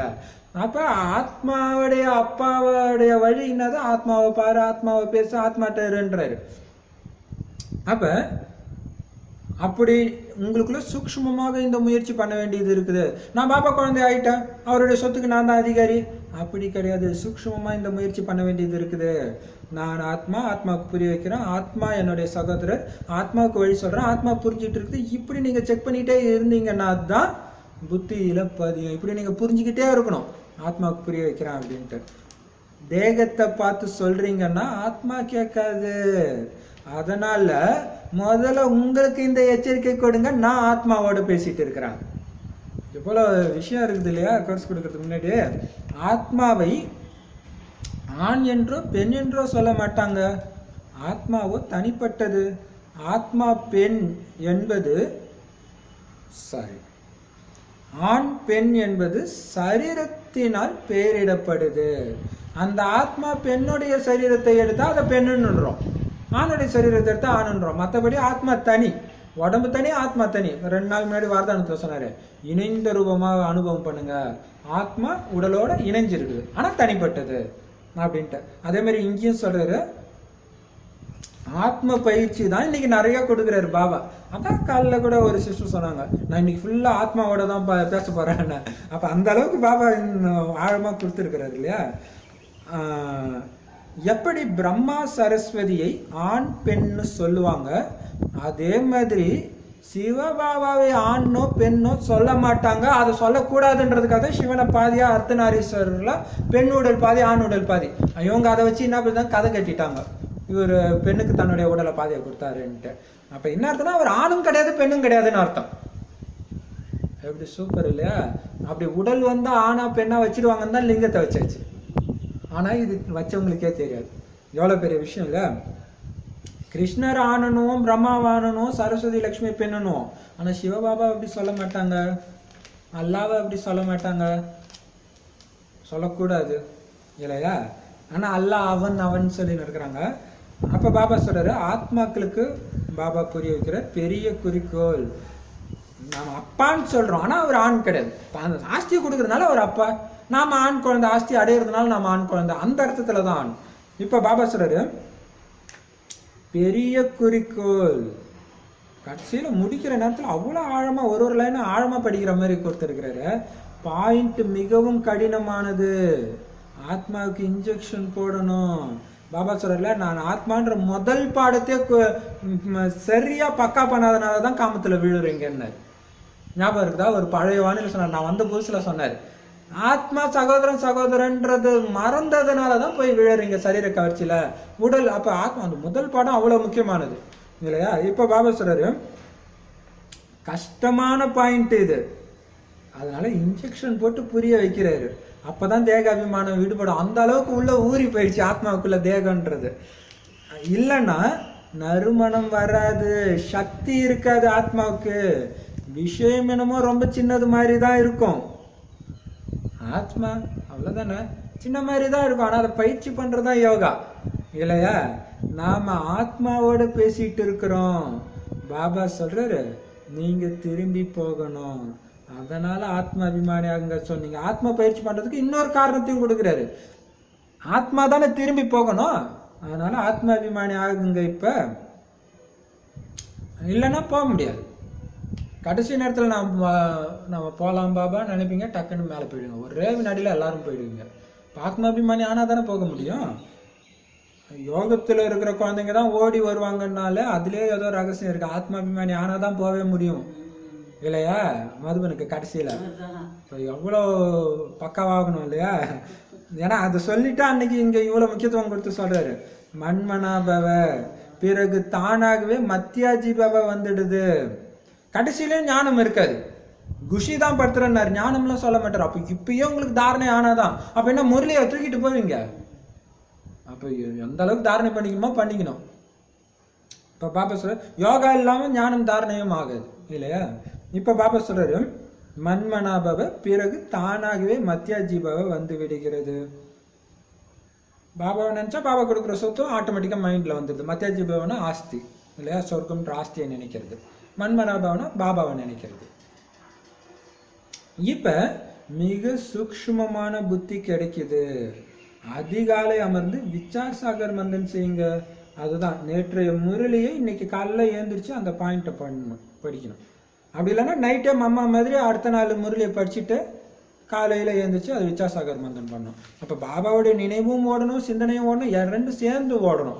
வெறும் ஞானத்தையே படிச்சுருந்தீங்கன்னா டக்குன்னு வேற எண்ணங்கள் வரும். இப்போ இதுவும் ரெண்டும் கலந்து போயிட்டே இருக்கணும். பகலிலோ சேவை செய்யணும். ஏன்னா கர்மயோகிகள் நீங்கள். எழுதப்பட்டும் இருக்குது, தூக்கத்தை வென்றவர் ஆகுங்கள். இரவில் கண் விழித்து வருமானத்தை சம்பாதியுங்கள். பகலிலோ மாயாவின் பெரிய தொந்தரவு இருக்குது. அமிர்த வேளையில் வாயுமண்டலம் நன்றாக உள்ளது. பாபாவுக்கு இந்த நேரத்தில் எழுந்து விசார் சாகர் மந்தன் செய்கிறோம் என்பதை எழுத மாற்றாங்க. பெரிய முயற்சி இது. உலகத்துக்கு நீங்க எஜமானர் ஆகுறீங்க. இங்கேயோ எல்லைக்குட்பட்ட எஜமானர்களாக இருக்கிறீங்க. அப்ப காலையில விசார் சாகர் மந்தன் பண்ணி அதுலயே நீங்க முடிவு லிஸ்ட் போட்டு வச்சுக்கணும். டைம் டேபிள், இன்னைக்கு இந்தந்த டைம் இந்தந்த சமானத்துல இருக்க போறோம், இந்தந்த பயிற்சி பண்ண போறோம் எல்லாமே இல்லையா. ஸோ இதெல்லாம் நீங்க பாபாவுக்கு எழுத மாட்டீங்கன்றாரு. இன்னொன்னு பாபா சொல்றாரு இல்லையா, ஃபுல் ஆத்ம உணர்வுல இருந்தா தூக்கம் அவ்வளவா. பாபா சொன்னாரு ஞானிகளுடைய தூக்கம் அஞ்ஞானிகளை பாதியா தான் இருக்கணும்ட்டு. ஸோ பாபா பிரம்ம பாபாவுக்கு வந்து அந்த தூக்கத்தையும் வென்றவர்ன்றாங்க. அவர் தூங்கி யாருமே பார்த்தது இல்லைன்றாங்க இல்லையா.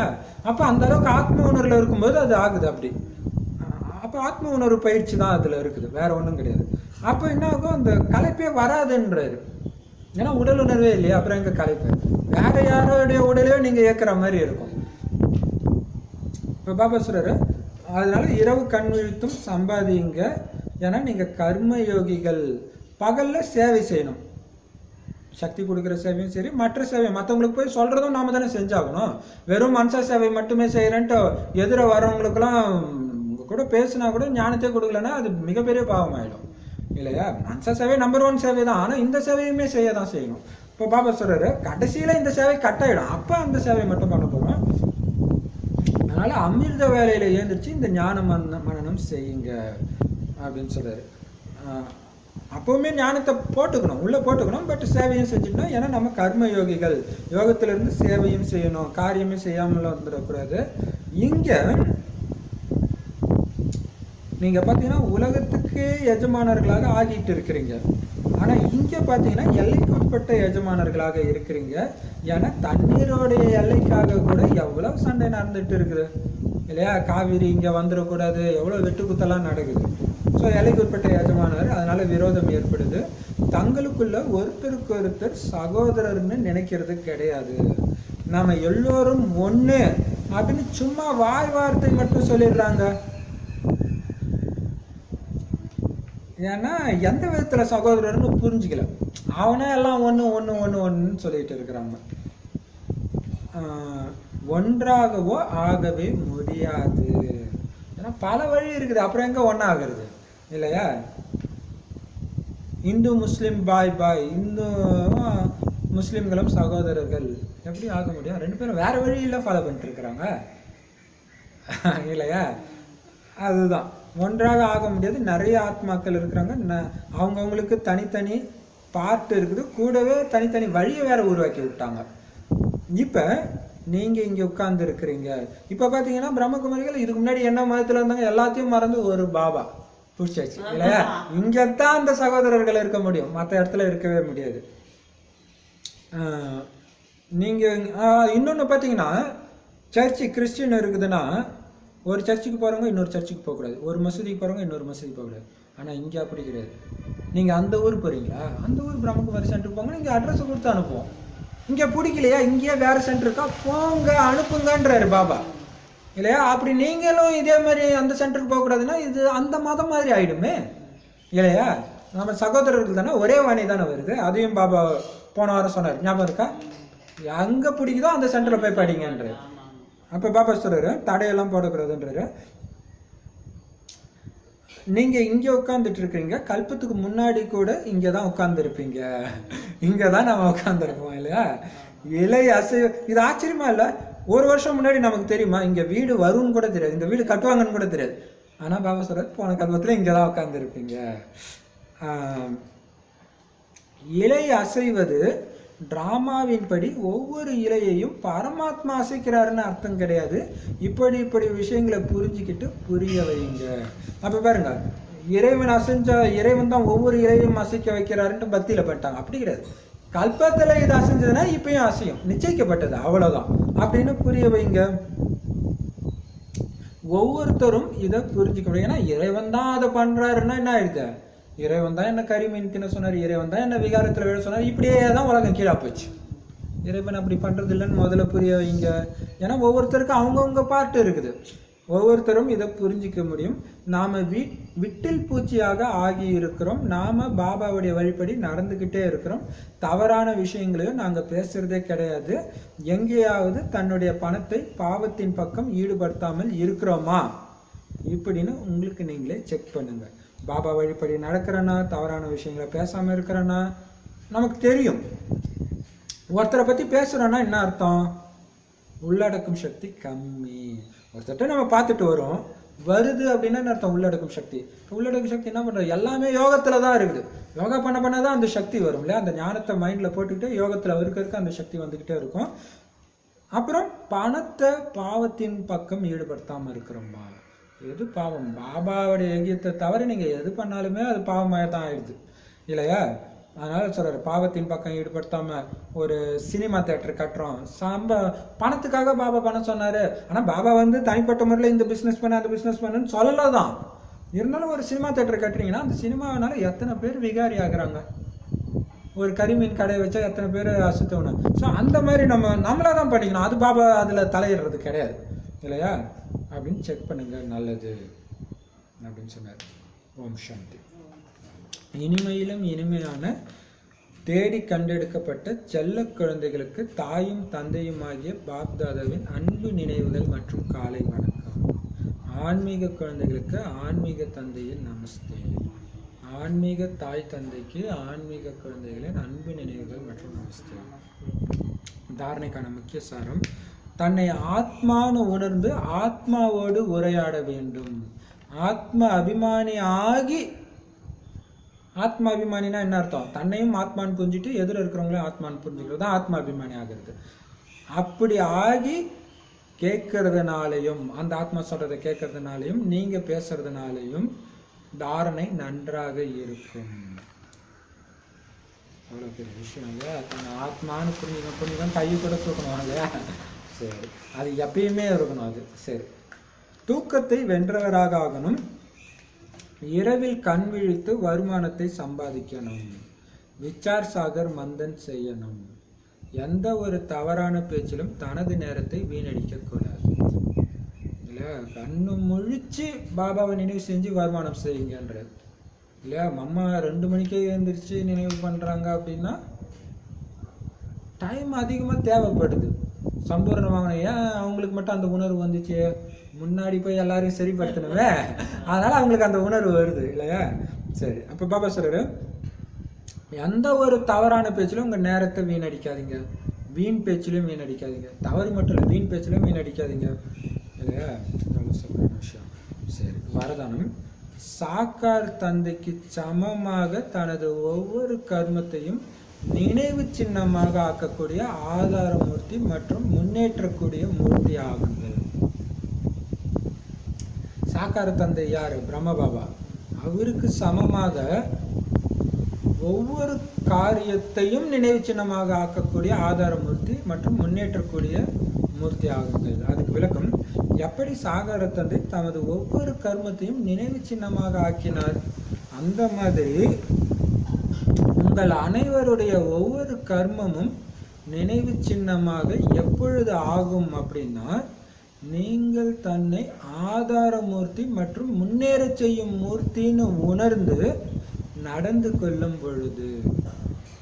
யார் தங்களை உலக மாற்றத்தின் ஆதாரமூர்த்தின்னு உணர்றாங்களோ அவங்களுடைய ஒவ்வொரு கர்மமும் உயர்ந்ததாக இருக்கும். மற்றும் விருத்தி, திருஷ்டியில், விருத்தினா என்னது? அவங்களுடைய உள்ளுணர்வு பார்வையில அனைவருக்குமான நன்மையின் பாவனை இருக்குமானால் ஒவ்வொரு கர்மமும் உயர்ந்ததாக ஆகிவிடும். அத்தகைய சிரேஷ்ட கர்மம் தான் நினைவு சின்னமாக ஆகும். செம பவர்ஃபுல்லானது. இப்போ பார்த்தீங்கன்னா பிரம்ம பாபா வந்து ஒரு வராங்க, அன்னைக்கு மம்மா வராங்கன்னு வச்சுக்கோங்களேன், சென்டருக்கு சொல்லுவாரோம், இன்னைக்கு மம்மா வருவாங்க, மம்மா எப்படி உட்காடுறாங்க, எப்படி சாப்பிட்றாங்க, எப்படி பேசுகிறாங்க, எப்படி சிரிக்கிறாங்கன்னு கவனிங்க அப்படின்ட்டு. இது மம்மா புக்கில் ஒரு சிஸ்டர் அவங்கக்கிட்ட பிரம்ம பாபா சொன்னதை ஷேர் பண்ணியிருக்கிறாங்க. அப்போ இவங்களுக்கு என்ன தோணுச்சான், எல்லாரும் மாதிரி தான் சாப்பிடுவாங்க, எல்லாரும் மாதிரி தான் சிரிப்பாங்க அவன்னு அப்படின்னு தான் அவங்களுக்கு தோணுது. எல்லாருக்குமே அப்படி தானே தோணும். சரி பிரம்ம பாபா சொல்கிறாரு என்னதான் பார்ப்போன்ட்டு அவங்க வந்து ரூமுக்குள்ளே சாப்பிட்டுன்னு இருக்கிறாங்க மம்மா. அப்போ இவங்க ஸ்க்ரீனை விலக்கி பார்க்குறாங்க. அவங்களுக்கு ஞாபகம் வருது, அவங்க சொன்னாரே பிரம்ம பாபா, சரி என்னதான் எப்படி தான் சாப்பிட்றாங்க பார்ப்போமே, இவங்க என்ன வித்தியாசமாக சாப்பிட்டு போகிறாங்கன்ட்டு ஸ்க்ரீனை விலக்கி பார்க்குறாங்க. பார்த்தா ஸ்ரீலக்ஷ்மியோடைய உருவம் அவங்களுக்கு தெரியுது. என்ன அர்த்தம்? அவங்க அந்த பயிற்சியோடு அங்கே உட்கார்ந்துட்டு இருக்கிறாங்க. பிரம்ம பாபா யார் எப்போ பார்த்தாலும் டக்கு டக்குன்னு கிருஷ்ணருடைய காட்சி தெரிஞ்சுது. எப்படி அந்த பயிற்சி அவர் பண்ணிக்கிட்டு இருக்கிறாரு. இப்போ ஒரு வினாடியும் பாபா சொல்லுவார் தெரியுமா, சாதாரணமாக இருக்கக்கூடாது, உங்கள் வாயிலிருந்து வர வார்த்தை சரித்திரமாக இருக்கணுன்ற. பாபாவை வெளிப்படுத்தக்கூடிய பார்வையாக இருக்கணும், சாதாரண பார்வையாக இருக்கக்கூடாது, சாதாரண எண்ணங்களாக இருக்கக்கூடாது. அப்போ தன்னை ஒரு ஆதாரமூர்த்தின்னு நினச்சிக்கோங்க. எனக்கு நேற்று வந்து பார்த்தீங்கன்னா வாட்ஸ்அப்பில் வந்து இவ்வளோ நேரம் நினச்சேன் அப்படி போட்டு திடீர்னு பார்த்தா யாருமே போடல. எனக்கு என்ன தோணுச்சா, ஐயோ எல்லாருக்கும் மாயா பிடிச்சிச்சா அப்படின்னும் போது நானுமே கொஞ்ச நேரம் நினைக்கிறத விட்ட உடனே ஐயோ நம்மளே நினைக்கலன்னா அப்போ மற்றவங்க என்ன ஆகுவாங்க அப்படின்னு அந்த அப்போ தன்னை ஒரு ஆதாரமூர்த்தி, நாமளே இல்லைன்னா நமக்கு பின்னாடி நிறைய பேர் அந்த மாதிரி ஆயிடுவாங்க அப்படின்ற உணர்வு யாருக்கு இருக்குதோ, தன்னுடைய அப்போ உங்களுடைய ஒரு பார்வை, ஒரு வினாடி விகார பார்வை பார்த்தீங்கன்னா உங்களுடைய பக்தர்கள், பிரஜைகள் அத்தனை பேருக்கும் அதே பார்வை பல கோடி மடங்கு வெளிப்படும். ஏன்னா உங்களுடைய ஆதாரமூர்த்தி நீங்கள் அப்படின்னு நீங்கள் புரிஞ்சுக்கிட்டீங்கன்னா ஒவ்வொரு காரியத்தின் ஒவ்வொரு அடியிலும் ஒவ்வொரு நொடியிலும் நினைவு சின்னமாக இருக்கும். அப்போ உங்களை ஒரு வினாடி பார்த்தவங்களும் நீங்கள் செஞ்ச காரியத்தை மறக்கவே மாட்டாங்க. அவர் எப்படி பண்ணார் தெரியுமா? அப்போ அது என்னது? ஆதாரமூர்த்தியாக நினைவு சின்னமாக சரித்திரமாக ஆக்கினாராம் பிரம்ம பாபா. அந்த மாதிரி உங்கள் அனைவருடைய காரியமும் எப்போ தெரியுமா நினைவு சின்னமாக ஆகுமா? இப்போ சொல்கிறாங்களே பிரம்ம பாபா கூட இருந்தவங்களாம் சொல்கிறாங்களா, அவர் இப்படி பண்ணார் அப்படி பண்ணாருன்னு. அப்போ நினைவு சின்னமாக ஆயிடுச்சு, அவங்களுடைய மனசில் அப்படி பதிஞ்சிச்சு. அந்த மாதிரி உங்களுடைய காரியம் எப்போ நினைவு சின்னம் ஆகும்னா, உங்களை நீங்கள் எப்போ பல கோடி, அதுதான் 1000 கோடி ஆத்மாக்கள் முன்னாடி நான் ஹீரோ பார்த்து நடிக்கிறேன்ற அதுதான் இல்லையா ஆதாரமூர்த்தி. இப்போ நான் பண்ணுறதை பார்த்து இப்போ ரஜினி பண்ணுறாங்கன்னா அவருடைய ரசிகர்கள் எல்லாம் பண்ணுவாங்க, விஜய் பண்ணால் அதே பண்ணுவாங்க, அஜித் பண்ணால் அதே பண்ணுவாங்க. அப்போ அதை தெரிஞ்சுக்கிட்டு கவனத்தோடு அவங்க இருக்கணும். அவங்க இருக்க தேவையில்லை, ஏன்னா அவங்க கலியுகத்தை சார்ந்தவங்க, அதனால் அவங்க மூலமாக தவறான குணங்கள் வருது. ஆனால் நாம் யார் இல்லையா, தேவதைகள். அப்போ பலருக்கு ஆதாரமூர்த்தியாக நாம் இருக்கிறோம் அப்படின்றத நீங்கள் புரிஞ்சுக்கிட்டு மற்றவங்களை முன்னேற்றம் செய்யக்கூடிய மூர்த்தி.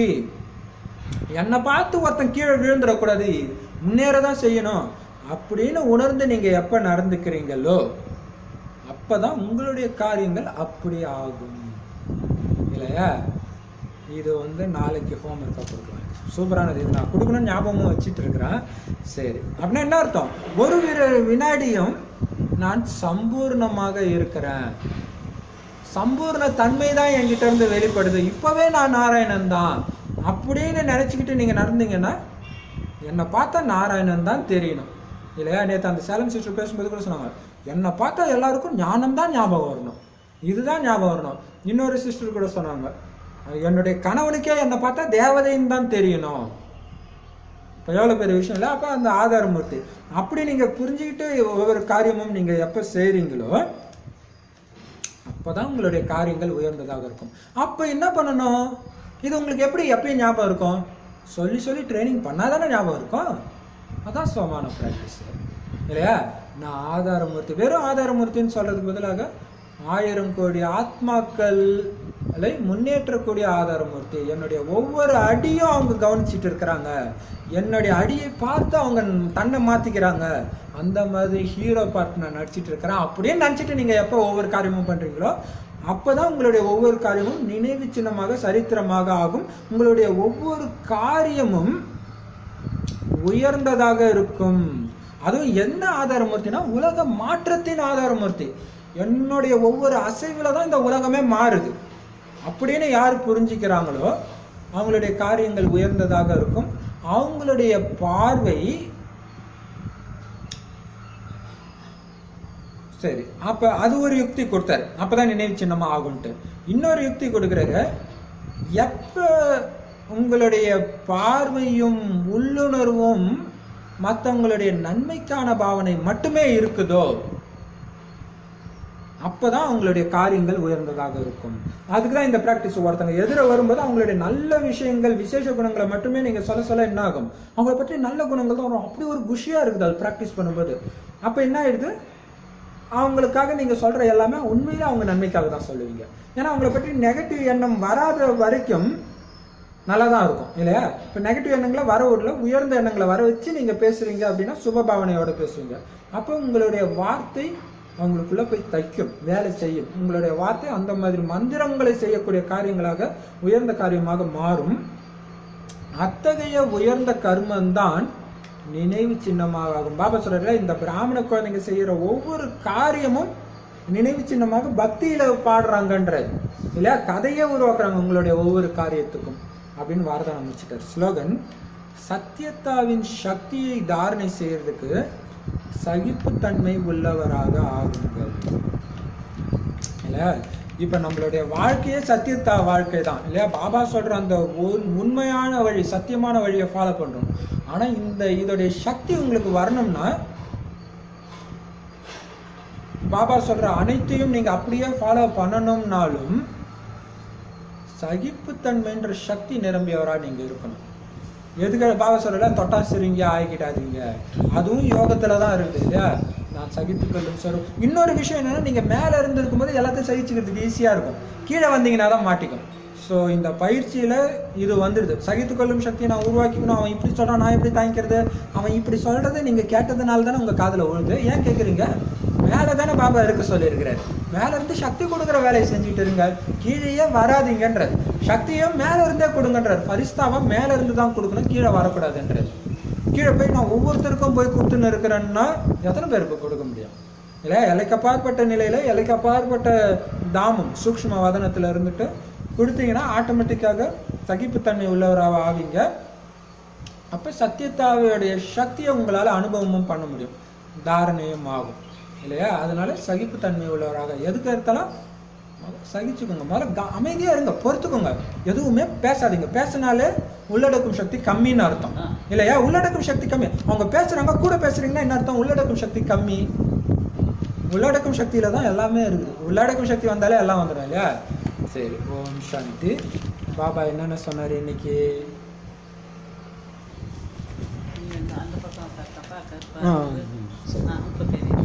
சரி சரி சொல்லுங்க, பாபா என்ன சொன்னாரு?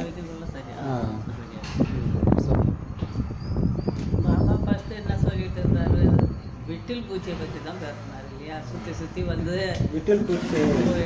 எந்த விட்டில் பூச்சி? நீங்க பலி ஆயிட்டு அதுலயே வழியாடுறீங்களா?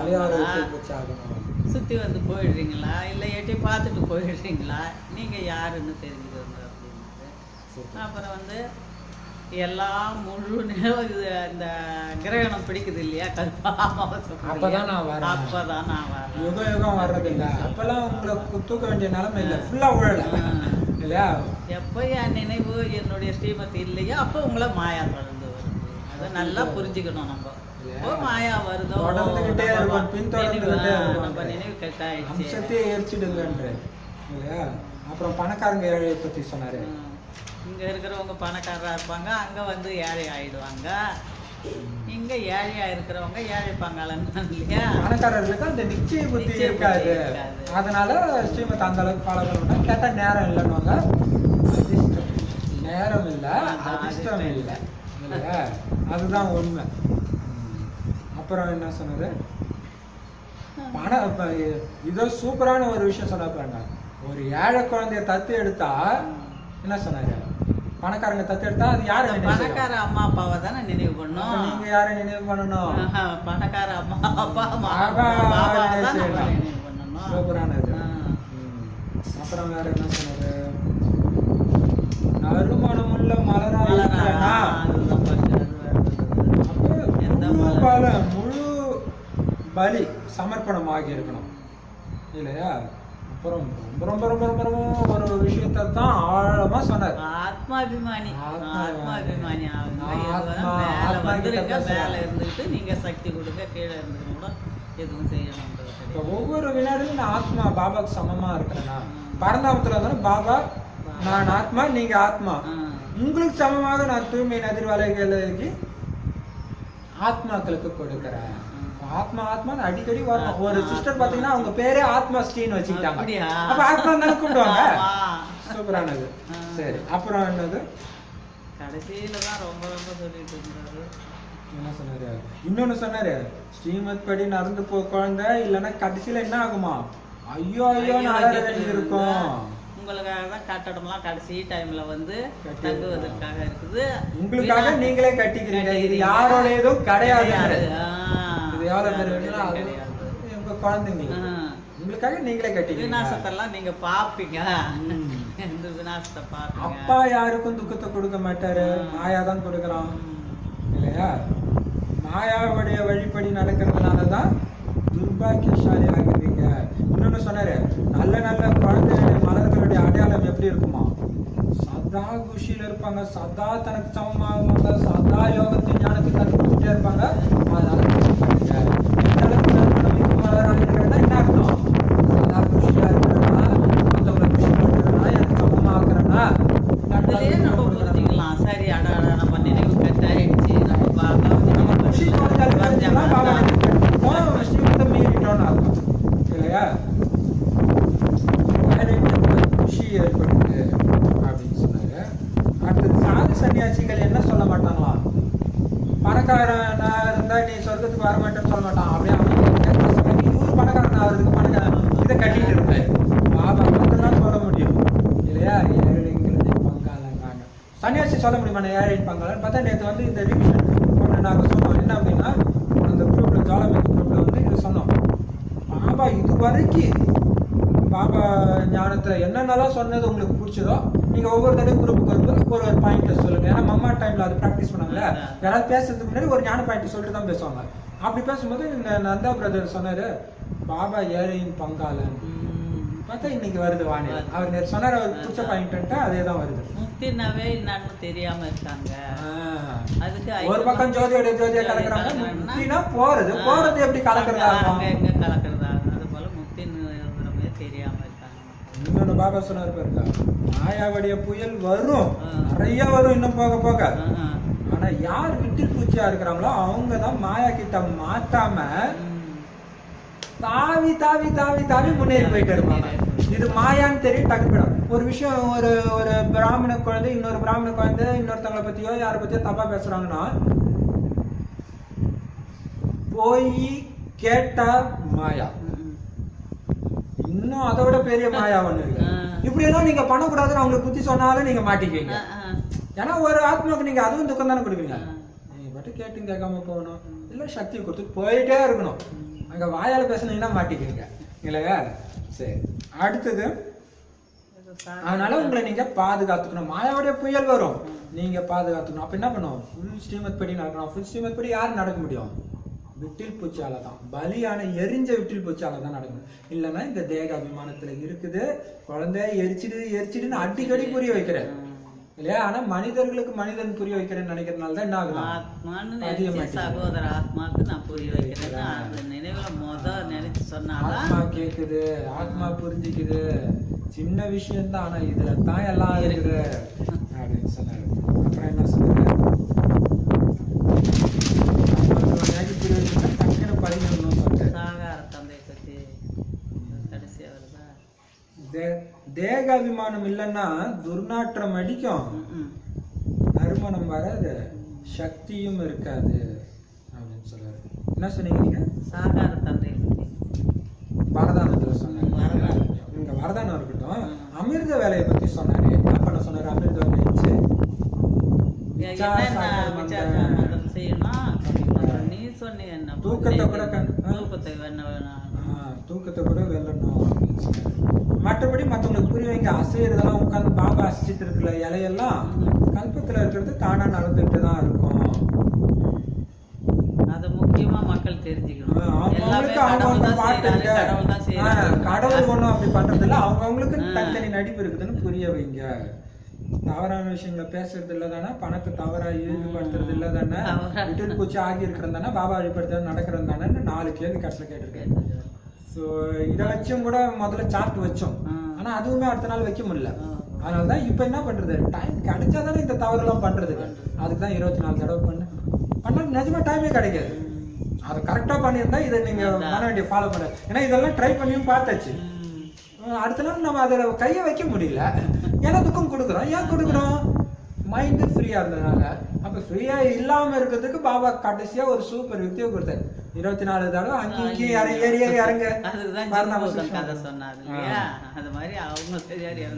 இப்ப சொல்லுங்க, சாகார தந்தைக்கு சமமாக வரதானம்.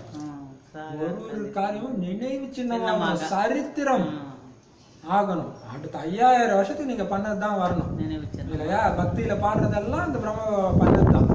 அப்ப அதுக்கு என்ன பண்ணணும்னா, உங்களுடைய காரியமும் நினைச்சு நம்ம சாதாரணமானவன் கிடையாது. என்னுடைய ஒவ்வொரு அசைவும் அங்க 1000 கோடி ஆத்மாக்களை அசைய வைக்குது. பாபா அசைஞ்ச அசைவன்ட்டு அது பக்தியில பண்ணாங்க. ஆனா ஆக்சுவலா உண்மையிலே நீங்க அசையத்துல அசையுது. நீங்க விகார சிந்தனை வச்சுன்னா அந்த வைப்ரேஷன் பல உங்களுடைய பக்தர்களை பிரஜைகளை விகார சிந்தனை பண்ண வைக்குது. அப்ப எவ்வளவு அடுத்தது பார்க்க சொல்றேன். சுபபாவனை உங்களுடைய பார்வையிலும் உள்ளுணர்விலும் எல்லாருக்கும் உலக நன்மைக்கான அந்த உள்ளுணர்வு மட்டும் இருந்துச்சுன்னா பத்தி கூட ஞாயிற்றுக்கிழமை சொன்னாரு. சரி, ஸ்லோகன் சத்தியத்தாவின் இந்த உண்மையான வழியை நீங்க ஃபாலோ பண்ற அந்த சக்தி நிரூபணம் ஆகணும். சகிப்புத்தன்மை உள்ளவர ஆகுங்க. அப்பதான் இந்த சத்தியத்தாவுடைய சக்தி, இந்த சத்தியமான வழியில உங்களை நடக்கிறதுக்கு ஒரு சக்தி வேணும். அதுக்கு என்ன சக்தி? சகித்துக்கொள்ளும் சக்தி. அப்ப அது எப்படி வரும்? அது எப்ப வரும்? இந்த சக்தி சொரூபமாக நீங்க ஆகி தானம் கொடுக்கிற சேவை செஞ்சாதான் இல்லையா? ஓம் சாந்தி.